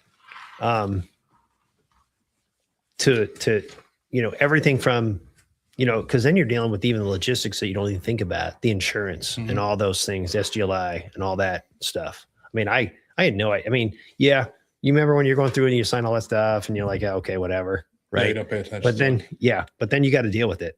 I was never really a big paperwork guy at the time, but I got quick, even as an officer. I mean, still you had to deal with paperwork, but that was I came back from that different. I'm not saying bad different, good different. I just came back different. My kids were the same age of those kids, Mhm. and it made me look at things a little differently. I felt a different, it's kind of like when you go overseas and you see how things are, and then you come back to the United States. Yeah. It was kind of the same thing. I came back. That was a changing thing. I mean, my deployment to Iraq was a changing thing. But this was more of a, you coming back. This was 5 years after I come back from deployment. So, and seeing things that we had seen in deployment kind of made sense. Yeah, I think if someone comes back from a casualty from war, a part of you and your brain processes that's what can happen. A suicide, an accident. Yeah, it does hit you differently. You know what I mean? It really does. I mean, and you were right that it's preventable. I have it that pretty much all these are preventable if people just talk about it, and you have an atmosphere where you talk about how you're feeling because, dude, I mean, I don't give a who you are. You're struggling. Right. And what saved me was knowing that I was not alone and that I did not have I was the only person having these feelings. So yeah, it's 100% preventable. You just got to find the person to talk to. So I didn't mean to say it wasn't. No. But yeah, you're right. You can't, but it comes from, like, we talk about this all the time, is like, dude, if you're struggling, right. And I put it up there before for calling, if you are struggling and somebody who's struggling, please call the Veterans Crisis Hotline at 988, or you can call 1-800-273-8255 and press 1. But, like, find somebody. If that doesn't work for you, those numbers pick up, but find somebody to talk about it, because what you're going to find out really quick is, you may get you're going to, somebody cares. You just got to kind of go through your Rolodex, find someone, man, like, just start talking to me, because everybody, like, I'm sorry, but everybody's felt that way. If someone's felt like my life isn't working out, I'm the only person feeling this, my wife's the only one that hates me, my kids don't like me, all these kind of things. Everyone goes through that at some point in their life. It's just not being able to talk about it. There's somebody on that phone that you can text. Yeah. And if it's not those numbers, text somebody. There's somebody. I promise you, there's somebody out there. If you text somebody, in your phone, and you might not have texted them for years. Exactly. Yeah. There's a group of us that kind of stay tight, and you can kind of, we'll text each other once in a while when stuff comes up. Mm-hmm. I encourage everybody to do those things. There's somebody out there. Yeah. Whether you serve with them or not serve with them, they could be somebody else. Yeah. I mean, I have it that, like, that part about too is just reaching out, but you have to be honest. I mean, because that's the thing too, is like when someone's asking how you're doing, like, just be honest. I mean, whoever you can trust. I mean, you can't trust everybody, but if you do trust that person, tell them how you're feeling, because, for a long time, you would have never known that I thought about committing suicide. Right. There's nobody that really knew that, because I wasn't telling anybody about it. Well, there's probably a lot of I'd had plans about it. I thought about it, almost every day. I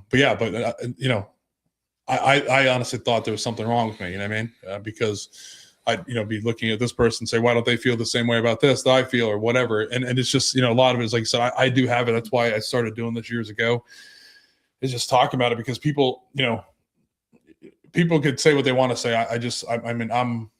I'm not in the world of pretending anymore. It's what's going on in the entire world. Everybody's struggling at some point in their life. And the only way to fix it is being honest with each other, and then listening, be resilient, and also be there. Like, listen to these people. Like, if something's off, just don't say, like, how you doing? Oh, I'm doing great.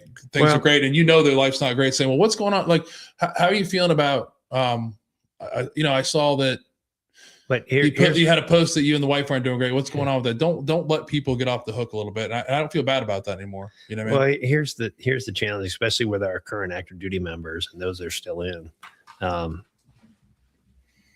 It's still they say it's not, but it's still a thing that they don't want you to talk about. Dude, I'm with you. And I'm hoping it's better, but here's how I have that now, right? It's an institution. It's not going to change. Right.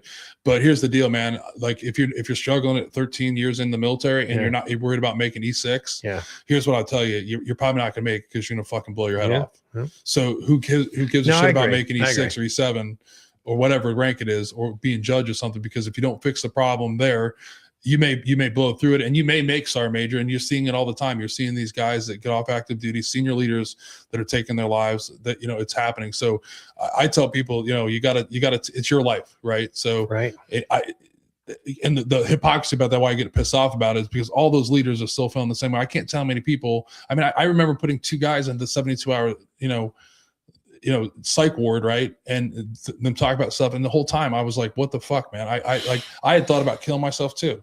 And I just made that person wrong. You know what I mean? Because I couldn't really walk up to that person and be like, dude, I understand what you're feeling. Go figure out what you can figure out. Do what you need to do for the next 72 hours. It's fine. You can't do that. And that's the organization. But I just tell people we're ultimately responsible for ourselves. You know what I mean? And I think it has changed. I think now being able to talk about mental health is a huge thing. It's become more acceptable. And I think it just has to continue to be more acceptable. It needs to be more.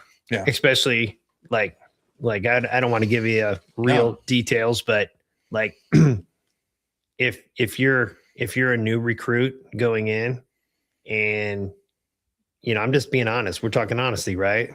Like if you want to join the military and you went to mental health counseling, it's a tough road to get to the military right now. But I know, but that's kind of how it should be though. I mean, no, don't disagree. Yeah.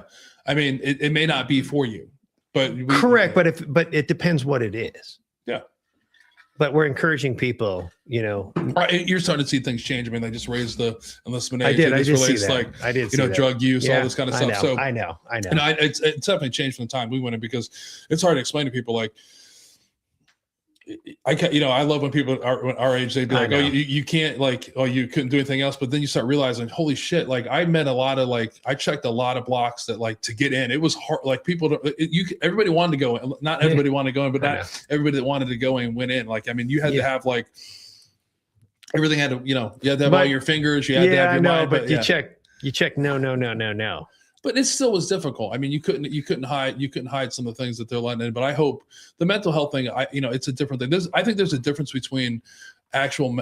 I'm not talking about diagnosed mental illness. Sure, that's what I'm saying. I'm talking about someone that's struggling. Yeah, if I'm 15 years old and I had a mental breakdown, and that shouldn't be. You'd probably be held against you if you went through it, because we've all had that. But that's a business. We can't take them on and understand. I know it is. I'm just more of like. I just try to talk about, it makes my family very uncomfortable that I talk about this as much as I do. I don't care. No, but it's just the way it is. It has to be said. It has to be really talking about, you have to really be honest about what's going on. I'm not saying that. I mean, my line of work, what I do in, my profession now, I mean, working with kids, if they're struggling, I recommend they get counseling and worry about what happens after that later. Yeah. Like what you said, it struck to me is when you said it, because I could see it in your eyes when you said it, like going to do that Casualty Assistance Officer job was tougher than. Oh yeah. So here's what it's never there. They're like, what the fuck are you talking about? You were in Iraq doing IED stuff. That's what you have to be the reality. Is like, dude, do you know what it's like going and seeing a body pulled off of an aircraft? The family grieving, taking it to another port, doing that, watching the family have a ton of shame about what happened, right?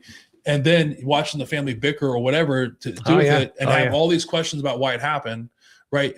But that's not the cool thing to say. It's tougher to be rolling down MSR or whatever in Iraq. Right. And that's where we have to be honest about veterans. That has to be what really is, because when you were over there, you kind of expected things to happen. Yeah. When they happen, they still hit you hard and they have negative impact. Sure. But that's the stuff that really fucks us up. That's the part that fucks you up. Yeah. I mean, seeing that 4 and 7-year-old holding their hand when you're walking up to the casket, okay, of somebody you didn't really know, but now you know them. Yeah. Okay. And explaining to them why this is the way it is. Mm-hmm. When, again, we said maybe it was preventable, which highly probably was. Yeah. And then, like I said before, like when it just, I mean, I appreciate your honesty, and I can see again how your body, like how you reacted to it. It's the truth. But that's what we need to talk about.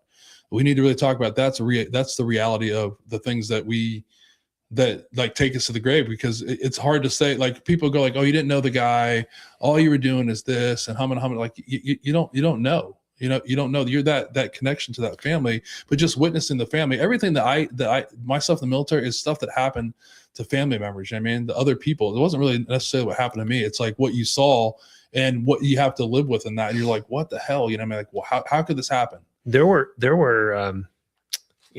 subordinates that in our unit that they were casualty assistance officer for multiple families at the same time. Yeah. Like, Like I only had one. Yeah. Okay. I only had one, and we had E6s, E7s because it was all about the rank. Right. Right. And, I remember, they would, I say complain about it. Like, sir, you got me doing this. You got me as a casualty assistance officer, and then we're out. You expect me to do all the readiness stuff and XYZ, and we got deployments going on and blah blah blah. And you're like, yeah, well, we got to, you're driving the train, right?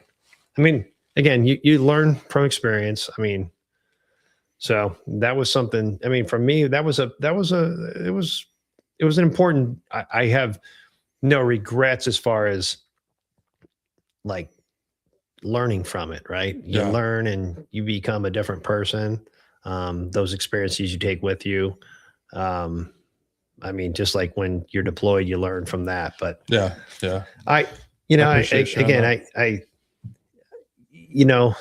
away from your family, which, okay, that's part of it. That's part of the duties and responsibilities. That's what we do. But I think it hit me because my kids were the same age. Yeah. And it kind of showed me like, man, it kind of hit me like, this is what if I'm gone, like I come back from deployment, boy, this could have been my family. Exactly. That kind of made me just think differently. Yeah. Think differently at the time. Yeah. I mean, I think when I look back and why it was so impactful, like, one of my classmates took his life, and it's kind of one of the things that kind of launched me into finally do this with Steve Walker. Like, him and I didn't talk after. Him and I weren't great friends in college. We just happened to be in the same company, but played baseball together. But I didn't talk to Steve for many years after. But that was the first time I looked at what it did to his family, what it did to his wife and the two girls, and I was like, holy shit! I'd been super selfish about what that looked like. Right. So I mean, and as I look back and all those kind of things, when I did do those duties or saw that, the reason I was so in tune with it was because I could see, like, a part of me, it hit me hard because I was like, wow, I'm actually thinking about doing this to my family. Right. And I'm not really like thinking about it. Like, and I would just blow it off and be like, okay, whatever. But yeah, I mean, it's it definitely, like, you can see right now, this is how many years later, 12 years later. Yeah. So it still impacts you. I can see, like, I'm in front of you, and I think people see on the camera, it's still impacting you. And you didn't know this service member for anybody until then, but that's something that lives with you. So if there's anybody, again, if you're thinking about it, reach out. There's somebody out there. Somebody, there's somebody out there. Give somebody the chance to connect with you and hopefully, stop the cycle that's going on. So yeah, we need to do better. I mean, what can we do? I mean, individually, reaching out, texting a buddy. Mm-hmm. I mean, even if you're on social media and somebody says something, just reply back. Yeah. I mean, you don't know if it might make a difference. Yeah. I think a lot of it is like, we talk about all the time, and I'll ask you that question later before we close it up to elaborate on that more. But yeah, it's definitely, I mean, it's a two-way street, but I used to, I try to stay away from the organizations, the other people's involvement. It's each individual person. Once I finally had the courage to speak up about how I was feeling, it changed my life 100%. Like that went away in 72 hours. There's organizations out there can help. I mean, we are an hour and a half from what I consider one of the greatest organizations that's dealing with preventing warrior suicide at Save a Warrior. Look for these places. They're out there. And just like you said, find that person, someone cares, and really dig into it. I mean, I was guilty of it too. Like, hey, Mitch, how you doing? And I wanted to say cool, whatever. But as soon as you started getting into shit, I honestly would be like, oh yeah, my mom's calling, or some crazy shit to get away from it, because I didn't really want to do that. And you got to be careful of that, because that person could be reaching out for that lifeline. I mean, I hear stories all the time about, about that's what it is. That one call, someone has said, hey, I was going to fucking blow my brains out if nobody answered the phone, and somebody answered the phone, and that stopped them. So, reach out. I also, have it a long list. If you're thinking that, call as many people as you can, because people do care, you know what I mean? But yeah, we definitely have to do better as a society, and just looking out for each other, because I have it that everybody's struggling. Everybody's having something that they're carrying and looking to put it down. You know what I mean? We just have to it's not always safe to do that, unfortunately. We got to do better. Yeah, exactly. So, I mean, we're all over the place, which That's I all like. right. That's how I am yeah, sometimes. so am I. I like it. It's good. So, they don't know, but I know it from your story. You served on, you alluded to it a little bit. You went active duty for a couple of years with ROTC. So graduated Bowling Green 1992. Went to officer basic course back to Fort Leonard Wood for my engineer basic course. Came back. Didn't really have a job. I thought I was going to go on active duty. I was one of the last. I was out of ROTC. I was planning on going to active duty. I got caught up in a weird thing called early commissioning. I was not aligned correctly with ROTC as far as academic years. I was prior enlisted, as I mentioned earlier. I got out of active duty from enlisted in 1988. Came back home. Came back to Ohio. Went to college. Did a year in college. Was in the National Guard. Joined the National Guard right out of active duty. And then Bowling Green ROTC come along and said, "Hey, this might be something you'd be interested in." And I kind of thought about, even when I was on active duty, they tried to get me to re-enlist hard, like super hard. So I didn't mention this. I did it basic training in 1986, February of 86. I got promoted pretty much ahead of my peers. I'm not bragging. I'm just saying. I got promoted to Court E4 specialist within a year out at Fort Ord. And then they had separate leader course opened up for our officers and NCOs out at Fort Ord for our unit. The whole unit, all NCOs and officers that wanted to go could go if they met the criteria. So I got recommended by my squad leader. My squad leader was the first. He was an E6. He was the first. He went to the first sapper leader course ever. Went to the first sapper school. He was the first class in November of 85. So he said, "I think you'd be a good candidate to go," but I was a specialist. You had to be an NCO at the time. That's how it worked. You had to be an NCO and officer. So they laterally promoted me to corporal. So just so I could go to sapper school. I did all the prerequisite training and all that, blah, blah, blah. So I was only out of basic training 1 year and I went to sapper school. So I went there were 35 of us that went to sapper school, officers and enlisted, or officers and NCOs, and 14 of us graduated, 30 out of 35. So that was kind of one of my, I enjoyed it. It was great, tough school. Interesting. The drill sergeants that were at Fort Leonard Wood were still there, my drill sergeants. So I went back a year later. We're eating in the chow hall and they're all still there. Yeah. I had just come back a year later. And my true story, my drill sergeant in basic training was the drill sergeant of the year in 1986. Oh, cool. And also true story, I reached out, I found him about a year ago on LinkedIn and sent him a message.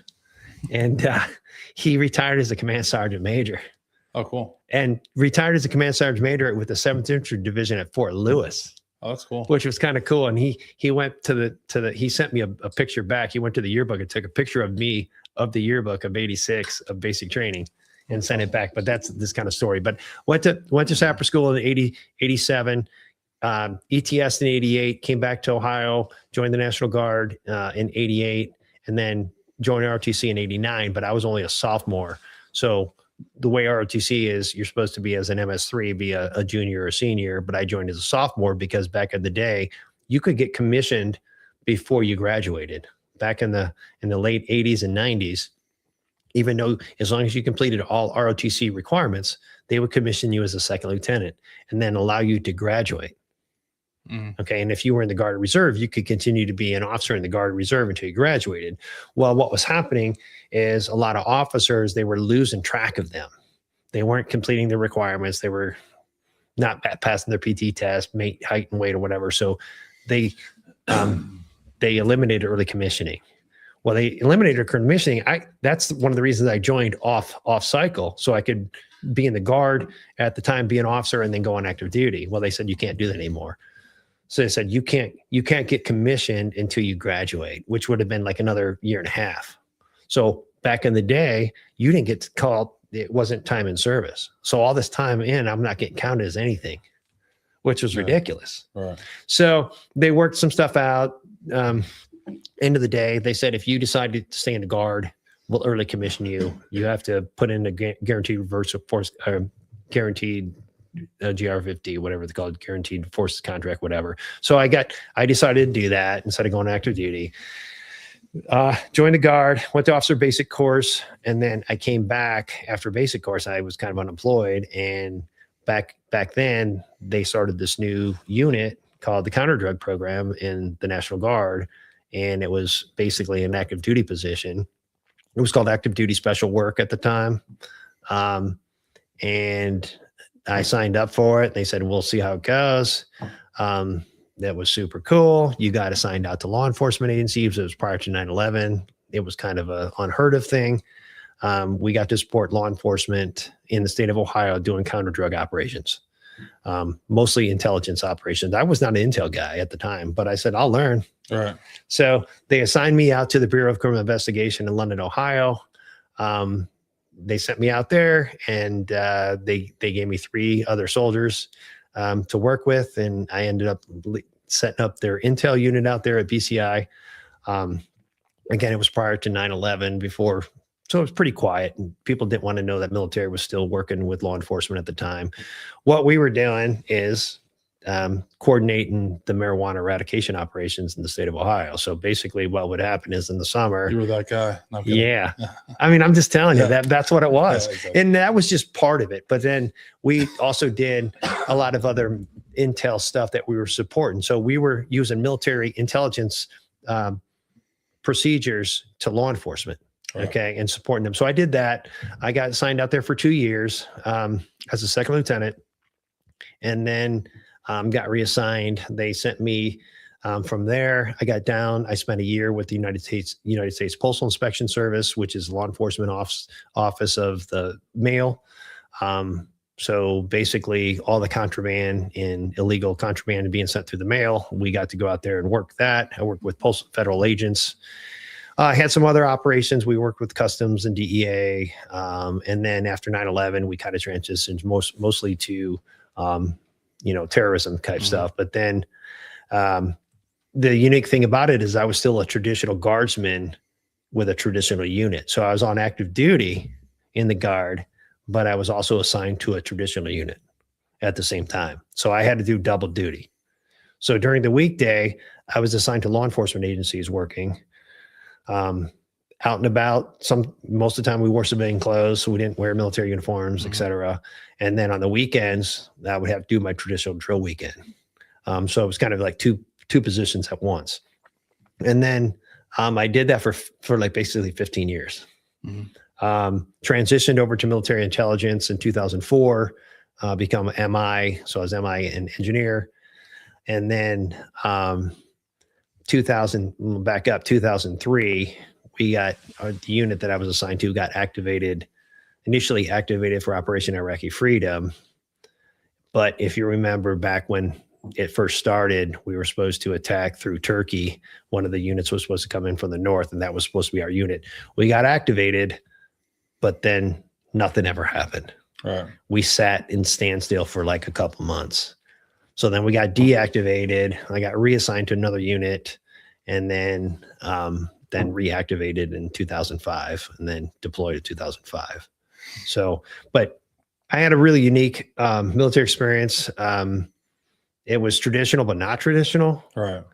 I have no regrets. It was great. I got to work with a bunch of different type of agencies. I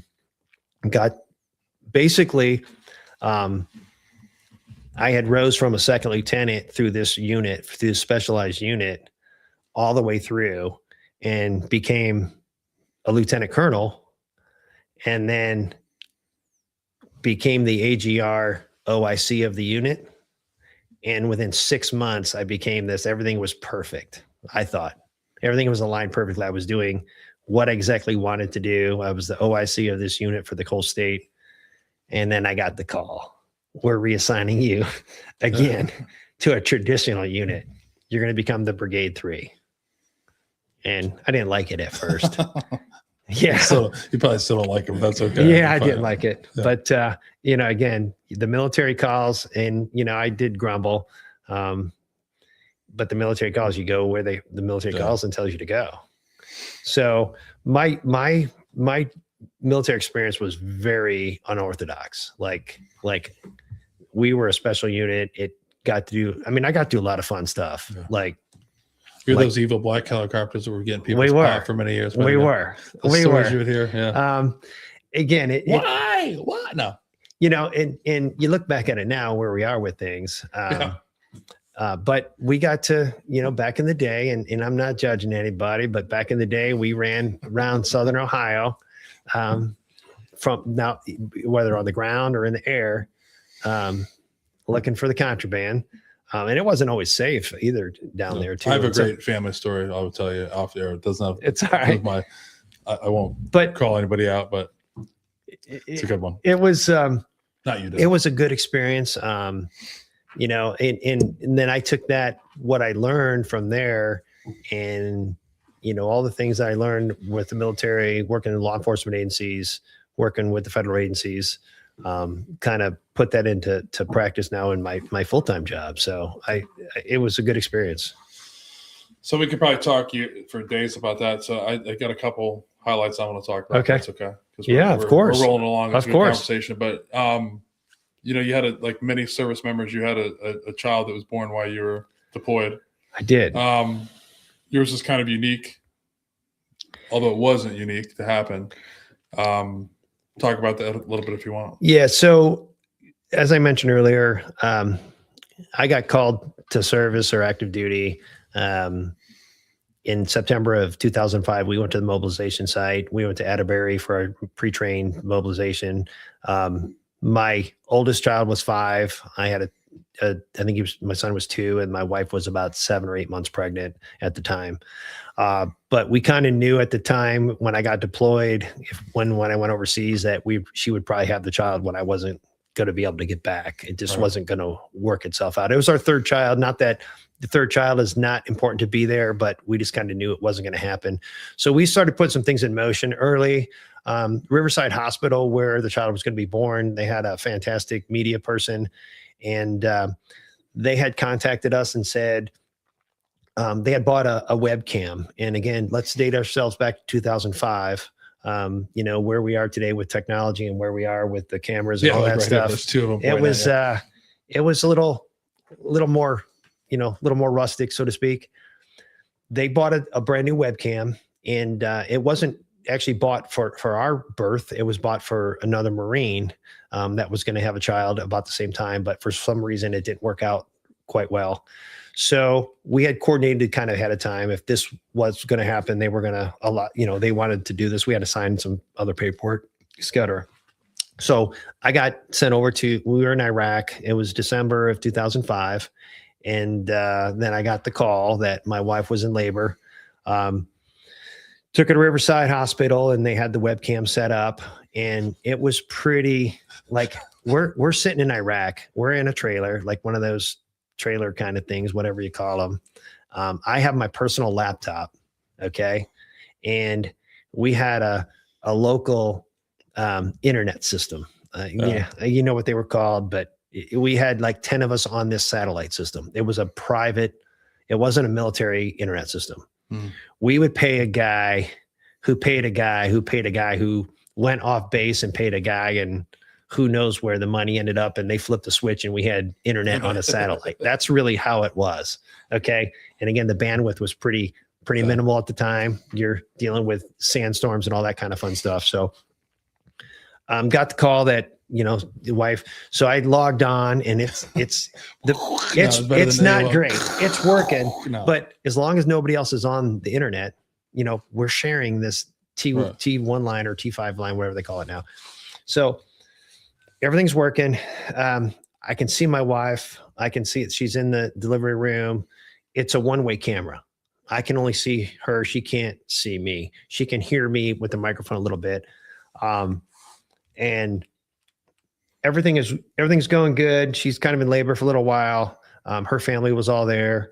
And right when it was getting ready. The child's getting ready to be born. Like, and if you think about it, most times they don't allow cameras in labor, you know, in the delivery rooms anymore, but they allowed that to happen. The camera was there. I mean, it was real. Like there was nothing that wasn't being shown. Okay.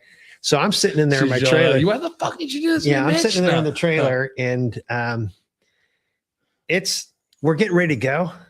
And all of a sudden the system just dies. Like we're talking minutes, like minutes. Well, what happened is the next shift got off. It was an evening and everybody logged on to check their email or whatever. And it blew the system up. So one of the guys that next to me, one of my buddies, he's knocking on all the doors. Hey, log off, you know, so he can watch his child be born. You know, I mean, for real, that's what it was. Get out there. Yeah. So I was contemplating, like, do I run, you know, our talk had Nipper at the time and it was not very, you know, very reliable. I'm like, do I run 3 miles to try to get there and watch this, or do I stay here? And all of a sudden, boom, it popped back up. Her birth, it worked perfectly. Like I could actually control the camera, believe it or not, from my computer. I could move, I could tilt it, move it, and everything just worked perfectly. Like I could even I could save the screenshots. It was like for 2005 was pretty cool. I would have been looking at other places in the room, but no, I'm kidding. It was pretty amazing. So everything worked out perfectly. And then Channel 10, local WBNS here in Columbus, had asked my wife, can we do a story? Can we do the feature story, whatever, blah, blah, blah. And it was up to her. They called me like on a phone or something. I remember exactly. They called me and was interviewing me on the phone. So I'm talking WBNS on the phone, and it was like one of the first times this had worked, blah, blah, blah. So we went, I figured, okay, we're done. That's kind of it, right? You know, I got to see my child being born, you know, and at the time we didn't even have a name picked out. So here's the other thing. I knew the sex of the child. My wife had done an ultrasound 2 months before we left, and she gave me the printout, but my wife didn't know the sex of the child. Okay, it's kept a secret from her. From herself. Okay. But I knew what it was. Right. I kept it with me. I carried it with me in my pocket the whole time. So we didn't decide on a name, but literally that night when I'm talking to her, we ended up naming her Cadence, like Army Cadence. Right. So, but Channel 10 picked up the story, and then it got put out on the AP Wire, and then it was on 7,000 different outlets across the country that night. Channel ABC World News was the lead story that night of the birth, which was kind of cool. I hope your wife had time to get look better, because those aren't the greatest. She did a pretty good job, because Channel 10 came in and did a story, and then it was pretty amazing. It was pretty emotional, quite honestly. Yeah. And then I didn't get to meet her until I came home on my 2 weeks leave. I didn't come home till April for leave. So we came home and had the baptism in April. And then when I came home, Channel 10 was at the airport when we came home. Right. So, that kind of, they did a follow-up story on it that, but her, you know, she got her 15 minutes of fame. Mm-hmm. I told her, you got it right away. You're good. Yeah. You're good now for the rest of your life. Yeah. So, but it was pretty, you know, that's one of the stories we still tell. I mean, it was kind of a cool thing. I saved all the pictures. I play that video on her birthday. Like, I'm sure she loves that. Oh, she does. I mean, my youngest is a very resilient child. Yeah.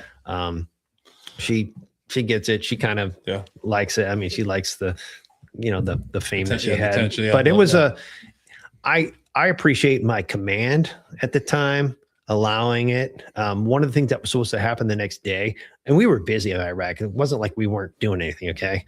The next day, the 4th Infantry Division reached out to our public affairs person and said, hey, we want to fly. I was Major Gargac, to the Green Zone, and the NBC Today Show wants to do a live thing from the Green Zone. And I'm like, oh my God, this is getting too much. Right. So, I said, if you guys can figure that out, fine. 4th ID wanted to make it happen because it was a good story. Exactly. And then all of a sudden, something happened and it didn't happen, which is perfectly okay too. But That's probably good because every like E4 in the army is gonna be like, what the hell does this major get to watch? I This? know. Yeah, because that's the part I'm thinking is like there's I always know. there's such Oh, a there's right, such right. a yeah, because it reminds me of stories. We had like the video conference that would come in and he would like draw names who would be able to go over the VTC to who could see their family. And I would always be like one of my lieutenants one time and he like went up there and I'm like, dude, what are you doing? Like he's like, I want to see my family. I'm like, they're gonna like, dude, give it away. Like, I mean, so that wasn't no different for that. Yeah. This was just, this was like we had a private, it was like a private internet we had paid like, but I know, but still, you still know what I will say. The news. They're like, I mean, they're like, I can't even see my kid. You know what I mean? This now, I know I'm being stupid a little bit about it, but you know, again, I get it. I think everybody was pretty supportive. Yeah, I mean, I'm being stupid about it, but that's just how. Well, you're probably it's right. always like that. Like whatever someone's doing, they're always. I'm sure. It's always like the officers get this, they get that. You're like, I mean, I opted because the op tempo was so high when we were there. I mean, if I would have pushed it, could I have come home? Well, yeah, maybe. But we had only been in country like a month or two. Do you want to take your 2 weeks? Right off the bat. Like, yeah, no, I don't love you that much. Cadence. I mean, right. Yeah, I don't love you that much cadence. I got to break it up so I can. So we came, you know, and it was better. I do remember though, one of the oddest things. Are we done here or just we lost it? Uh-oh. I think we're still on. I think this is Once freaked out a little bit. It's all right. One of the I remember, I don't know if you remember coming back like on leave. Like I came back in April. And I came back in April on leave for my 2 weeks. Yeah. And it was the most bizarre time was then, I thought. Like you fly home from, we were in Baghdad, you fly, they brought you home. It took 2 or 3 days to get home. I remember they flew us to Kuwait. I remember sitting in Kuwait in the holding and you're sitting there for like a day or two and there's nothing else to do but watch movies, right? Mm-hmm. And I'll never forget. They're sitting there. We just got out of the kind of the, you know, it. And they're showing these movies, like stuff like Hostel. Remember the movie Hostel? I'm like, why are we watching this movie? This is like the worst movie to be watching, right? I just remember, I'm like, yeah, I'm never watching that movie. So then we come home. They're doing nothing to prepare for you to come back. Right? We come home and then I just remember I come home the next day. We had 100 people for her baptism. And I'm just like, yeah, my thing was always because my oldest son, I was in Korea as my wife was, I got home like within 13 hours before he was born. And then I left like 21 days later and so I came back. He was like, shit. Was it I'm not good at math, like maybe 6 months old or something. So it's not even like people, we laugh about it, but I didn't see my wife pregnant. Right. So then when I saw her pregnant, I was like, I get it. And then I never forget because they picked him up in a limo. I think it was like Newark or LaGuardia. And I'm looking at the whole way. I'm like, oh my God, what happened to my wife? And then and then you come back and you have a kid. And then that age was okay. But then my middle son, Nate, when I went to Afghanistan and came back, that was a tough transition because my oldest son knew I was, but Nate didn't. And that's a hard, I think it's one of the things I kind of started to understand how my dad felt when he left early when I was young. But it was funny because it was interesting because Ben would be like, oh, it's your dad. Like, it's dad. It's okay. And he'd be like, trying to push him to me. And I wanted to hold him, but he would be like, no. And then it was kind of strange. I think it was maybe day or 2 or 3. He's looking at me kind of strange. And I'm just like, it's okay. It's dad. And he just all of a sudden was walking up to you. But those things are nobody talks about that. That's that really, those days really hit me hard. That was my biggest fear, is to come back and reintegrate back, and how my wife, the reality is the wives just have moved on. Yeah, they're going to keep moving for them. Right, yeah. Right. And then you have a kid that's kind of because it's also the times that we weren't communicating like you can now. You didn't see them. No. I think I had one VTC where I saw them. We didn't that. Yeah, we didn't have tons of that stuff going. Yeah, so you can't be sending them videos or all that kind of stuff. So it's an interesting. The leave back, it took me 2 or 3 or 4 days to kind of really. I walk in and I got a 6-year-old and a 3-year-old now, and a baby. And then we have all these people there. And that was interesting. Yeah. So you finally start connecting to your family. And then what do you got to do? So, yeah, You got to go back. Yeah. And I'll never forget when I got back to Iraq. Yeah. They told us, and I had seen some of the other soldiers coming back from leave, how miserable they were for the first week or two, right? Well, the other thing is, when I was home, we had some casualties in one of our subordinate units for the IED stuff. And that kind of like, they put another guy in my position, and nothing against him, but he didn't really know what he was doing. Yeah. And not that it was his fault or anything like that. It just happened. But I heard it. I saw it on the news. Like you hear, Yeah. So that was tough, but it was, coming back, coming back for those 2 weeks, and then you go back, and I'll never forget. I came back when it was kind of getting warm. When I got back to Iraq, it was May. It was brutal, and it was hot, and I was mad for like 2 weeks. Yeah. Right. I mean, you just left. Yeah. There's not those when everybody comes back from mid-tour leave, you're just like, oh yeah, just leave alone. We got to July, and then you start to see the light a little bit. Yeah. It wasn't in Afghanistan, it was Korea, but there was a guy who like in our unit, I saw him, he's, you always know who's like kind of back from mid-tour could leave because they're all pissed off.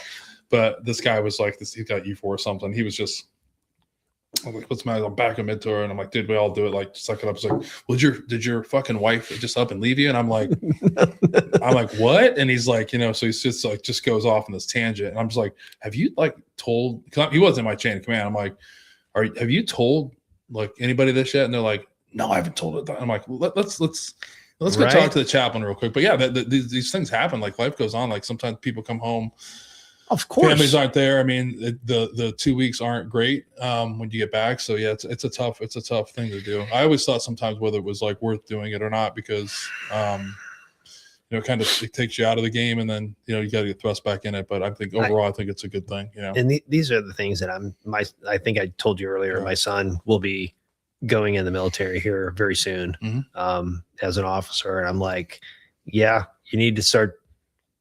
Think about yourself, but you got to think about all your guys. Yeah. What they're going through. And I think for him, it's been good because he got to go, he's been to some military schools with enlisted and he's gotten to see like Joe's. Yeah. So we talk about that. He'll call me, he calls me weekly, and we talk about stuff, and he's still kind of focused on what he needs to do to get done. But you kind of look back, 30 years ago, and you're like, I don't know. I don't think I was thinking that way, but yeah, I mean, I think you have, for me at least, you have a compassion, have a different way of looking at life. I mean, at the time, sometimes I think you were, but you just couldn't, you couldn't articulate some of that stuff when it was dealing with other people. I mean, it's a tough time for everybody. I mean, and I look back, and you can't go back in time. Yeah, nope. Obviously, we'd be a better leader if we can go back in time, because number one, I think, nothing is as pressing as we thought it was. I have a lot more empathy for people, compassion, because I was most of the time feeling the same way they did, but the organization made me pretend like I didn't want to do it. You know what I mean? So where were you in Korea, by the way, if you don't mind me asking? I was up at Camp Casey. Okay. Yeah. All right. Beautiful Camp Casey in Tongdushan. Yeah. Great place. Good food. Yeah, that's what I miss. I actually love Korean food. It's one of my favorites. He had an opportunity to go over there and do 30 days as ROTC kid. I mean, it was cool duty. I mean, it's just, but it's changed too. It was, it was one of those, this is like 99 to 2000. So there's no, I think we had AOL and a phone you could get points on or whatever. But like, I went over there for a month in 2001. Yeah. It's cold as hell over there. We were there in the summer, so it wasn't terrible. It wasn't bad. A little different, but yeah, we hit about 2 hour marks. I mean, we'll start. We're on the downward spiral of this, but a couple of questions I had. So obviously, I can see some stuff when having leaving your family, the stuff you've seen over in Iraq. Did PTS or any of that stuff ever hit you, if it did? So I think it was helpful that I was older. And not that I'm going on studies, but they say, I was deployed when I was 35. But I've had, I wouldn't say anything real bad, but I think about things. you know, I think for me, when I got back, I mean, I took a few weeks off and kind of right back into the AGR position, and was busy and doing things, and kids were keeping me busy. I think that's helpful. It was helpful for me. Not that I was trying to not think about it, but I think it hasn't affected me as much as I think it has affected others. I'm glad. But I'm very sympathetic and empathetic to those that are, and I think that what we talked about earlier, it's a real thing. You know, people just need to communicate. I think it helps to talk about it. So on that, like you said, that you keep yourself busy. I said it's a good opportunity before we get into more heavy stuff. This is to make fun of our friend John Barlow. But, oh yeah, okay. But John, if you're looking, this guy's doing the same thing you're doing, maybe better. I'm not saying he's not or not, but I just wanted to talk about some of the stuff that's here and give John a hard time, because I just love that you're doing that, and we appreciate the gifts you gave us. There's a bunch of swag there, and so yeah, is that you said that's kind of a way to keep you. It is keep you out of your wife's hair. So a few years ago, somebody like donated an old 3D printer to me. It was just kind of a $100 piece of equipment, and I didn't know anything about it, and I kind of figured it out. And since then, I've kind of upgraded multiple times to my wife's chagrin. I mean, I got it in our kind of living room, my workspace. I got a couple different printers. So I do 3D printing kind of on the side, really nothing for money. I just do it for a hobby. I work in a lot of different types of software, stuff like that, designing different kind of stuff. If I can think about it or see it, I can kind of maybe design it, or, you know, I kind of give away little stuff here and there just for the heck of it. It keeps me sane. Yeah. Keeps me busy. Keeps you out of trouble with your wife. It does. You know, my wife, but if you asked her if she was sitting here right now, she'd be like, yeah, but you know, we have all this 3D filament laying around the house, and it's on every, you know, my kids, I took over different closets. So I've had hobbies over the years. Okay. Right. If you ask my kids, like, hobbies. So you got printing, hockey. What else you got? Hockey's a big one. 3D printing, but back in the day, I don't do it as much anymore. I used to be a huge avid beer brewer. Like, I brew. Yeah. I have all the equipment. I still do. I haven't done it for a while, and I got like a beer closet in there.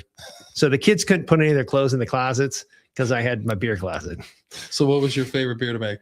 I mean, really, IPAs. Okay. I mean, all of them, but I had a Belgian white that I was really good at, but I also grew my own hops. I had a whole hop trellis on the back of my house, and I went hardcore. I did.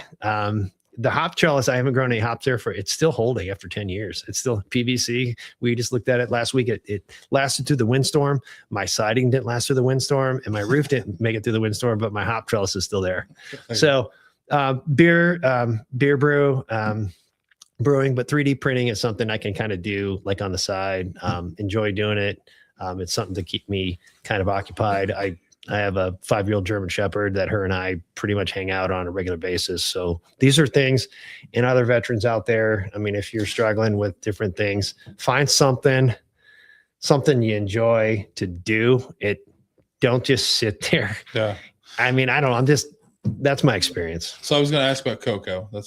Cocoa. So if you send a picture of it, I've done this enough time and I get the picture. So I look at them, and I look a lot.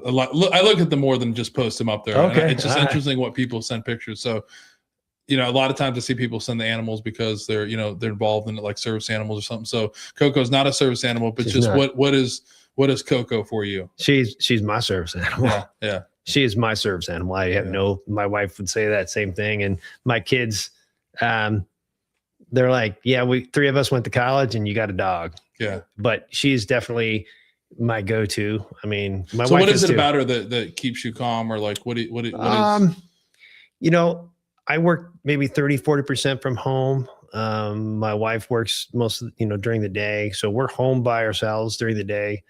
If I need a break, if I need something, if something's stressing me out, we'll go outside, throw the Frisbee. She's a she would probably be a champion Frisbee catching dog. So I take her down. I don't know if you saw a picture of my golf cart that I got set up. I took a golf cart and made it into a little RV Jeep. So she loves to take the golf cart for a ride. We go down in the park that we nearby and we throw the Frisbee, and we do it pretty much rain or shine. Like if it's winter and there's 10 inches of snow, we go out, we get outside. And yeah, I do a lot of reading. I don't do a lot of reading, but I do a lot of studies on how to make people feel mentally better. And in my line of work, or working with kids, getting outside is especially in the wintertime, getting out in the sun is key. I work with a lot of kids that don't go to school. That's my job as a truancy officer, and they don't leave their house, and they have depression and mental health issues. And one of the first things I do is say, you need to get outside. Yeah. But that's, as far as answer your question, I go out with Coco, we go outside and we play and we just hang out. I see my dogs do the exact opposite when they don't calm me down, but except when they're gone. I'm fortunate. She was a rescue, and we, my wife wasn't necessarily supportive at the time of taking her. We just did it. I said, well, I'm not asking. That's how it works. So let's talk about the job now, working with kids that are doing that. Now you're doing truancy work, which I think a lot of people just think it's a kid that's just not going to school because they're like we were being truant. But I'm sure there's some of them, but a lot of it, there's probably a lot more involved in that than what we see on the outside, just from the outskirts of it. I had no idea when I took over this job. Of course, my degree, we talked earlier, my degree was education. I thought I was going to be a teacher, and then of course went in the military and did teaching enough in the military. But when I retired in, end of 2012, I took about 9 months off.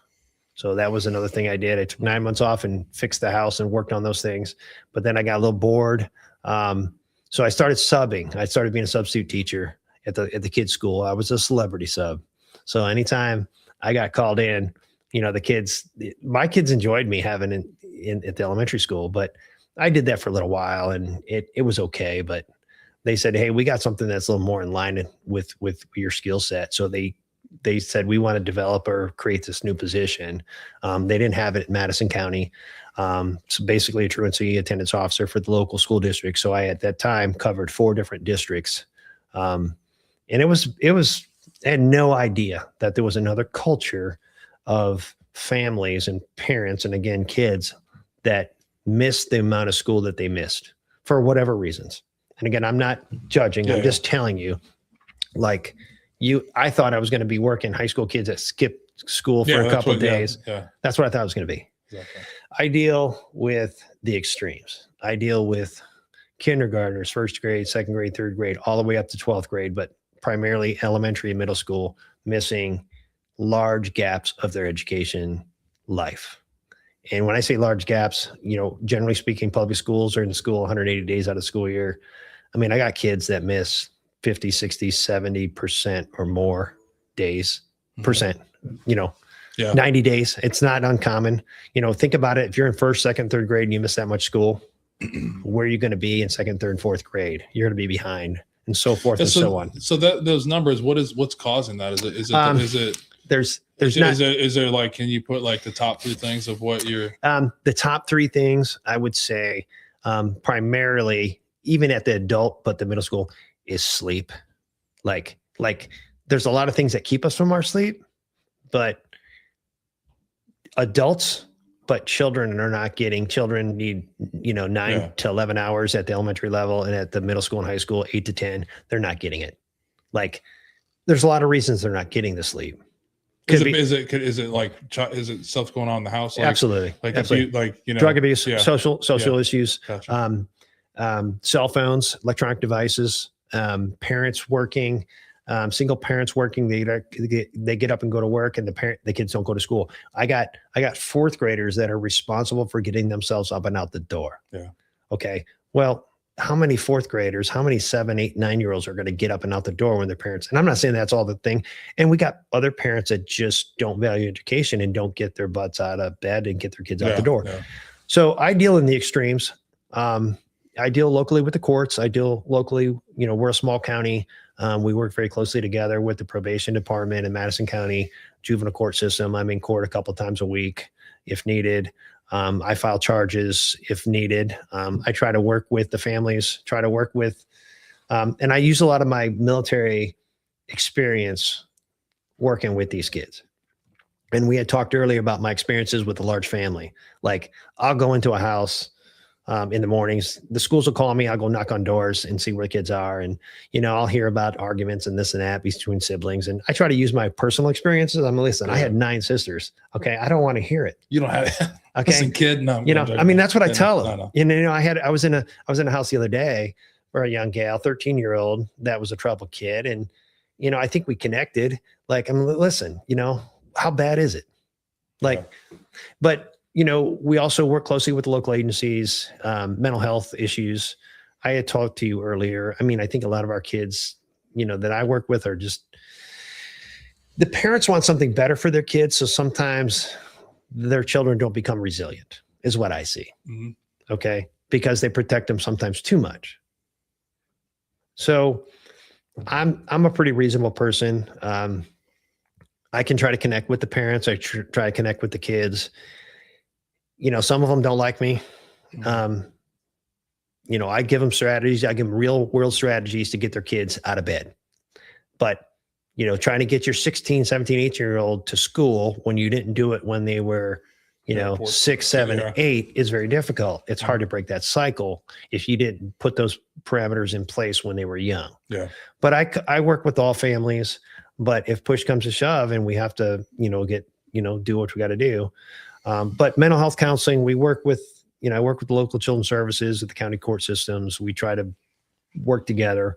But I think my military expertise and my experiences have really helped, like to understand where kids are coming from. And that's one of the things I saw.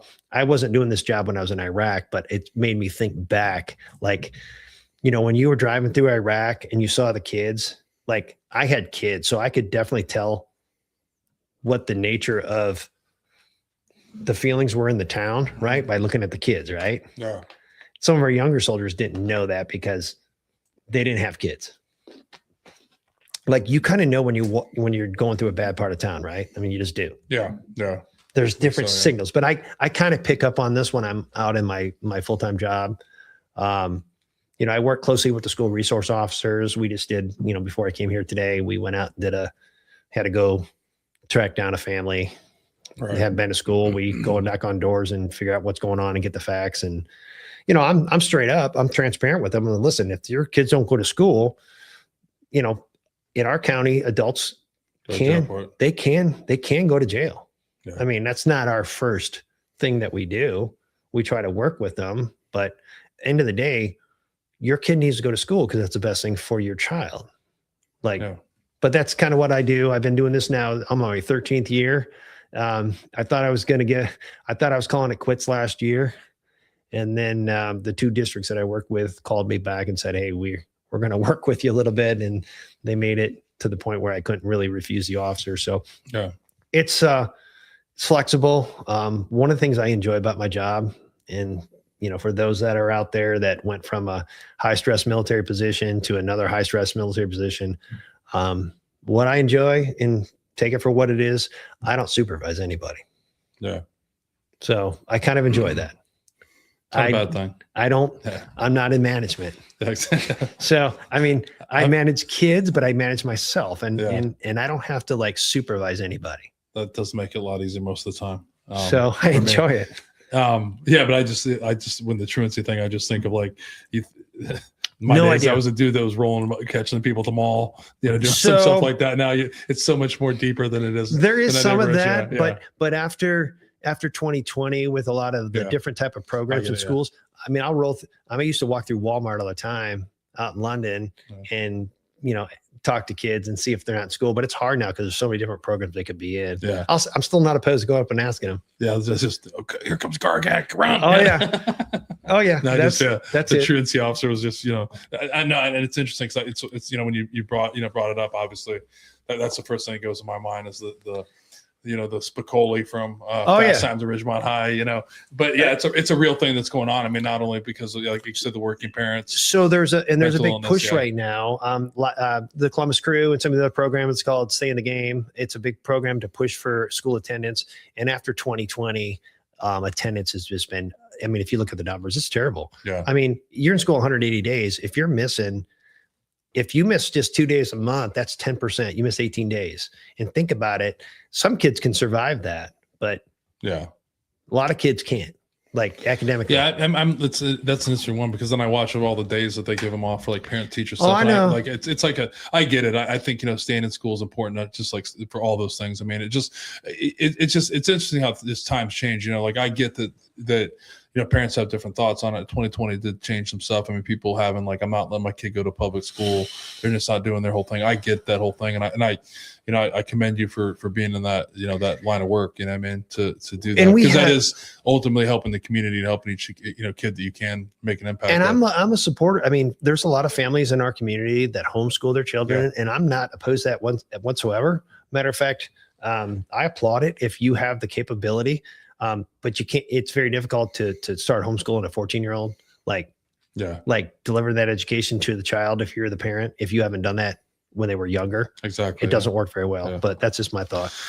Cool. Well, we're pushing the cutoff thing. I mean, it's a great. I knew we'd have a great conversation.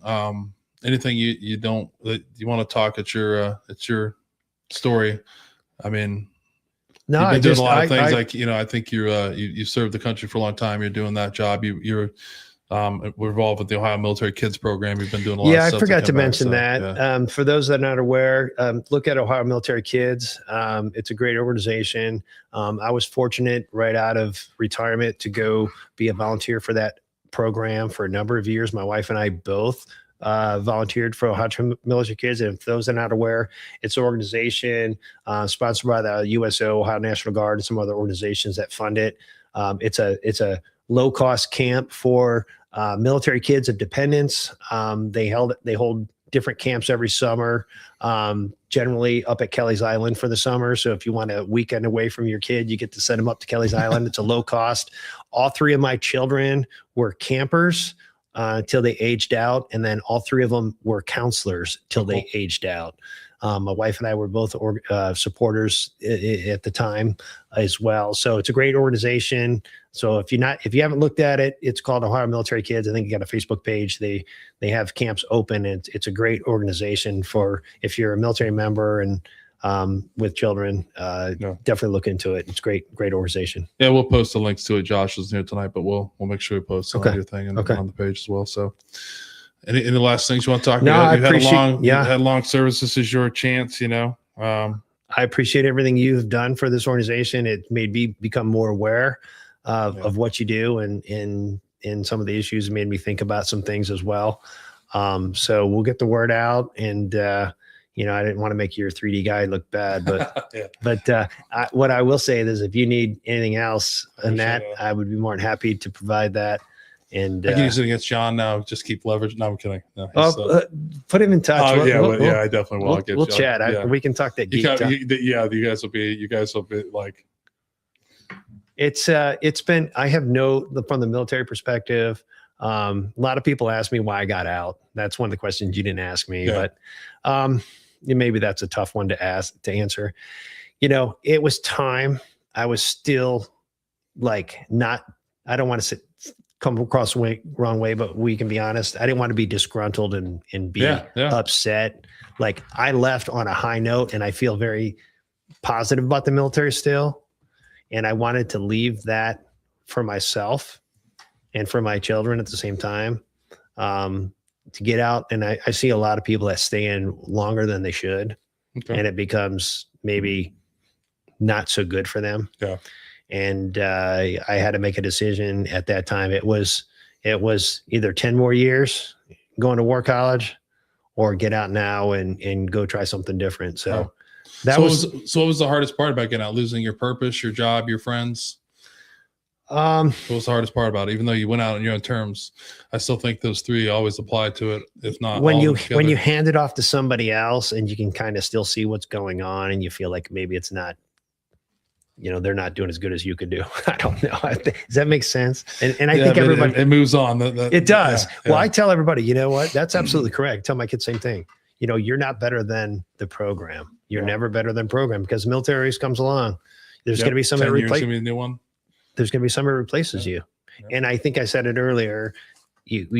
I'm always about finding somebody better than me to put it back into the military. Yeah. If that's what happens. And working in the schools, I talk the kids all the time about military. I said, if you want to come down and talk about the military, come down and talk to me. But I said, and I think I said it earlier, we want to talk, you got to graduate.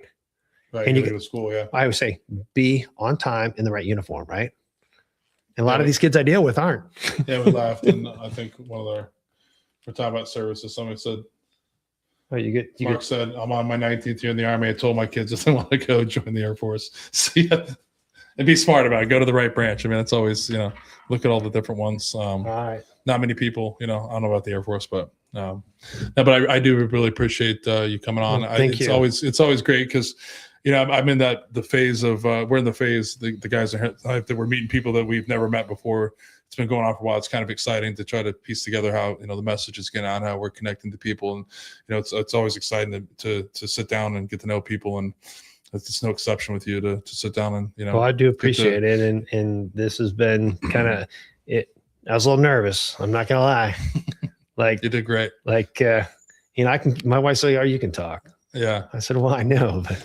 Well, I hope that, I think everybody, you're not the only one. I get nervous still too, sometimes getting on, because it is hard too when you don't know someone either. Right. Like, so, I get to know you a little bit from, the bio you send me and kind of researching a little bit.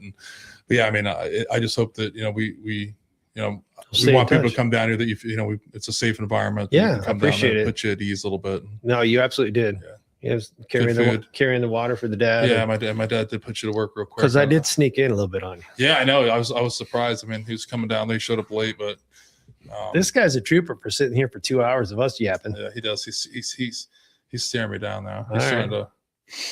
Well, it's kind of a good season for him right now because it's about to be baseball time. So we're diehard Yankee fans. Usually, don't worry if you came next week.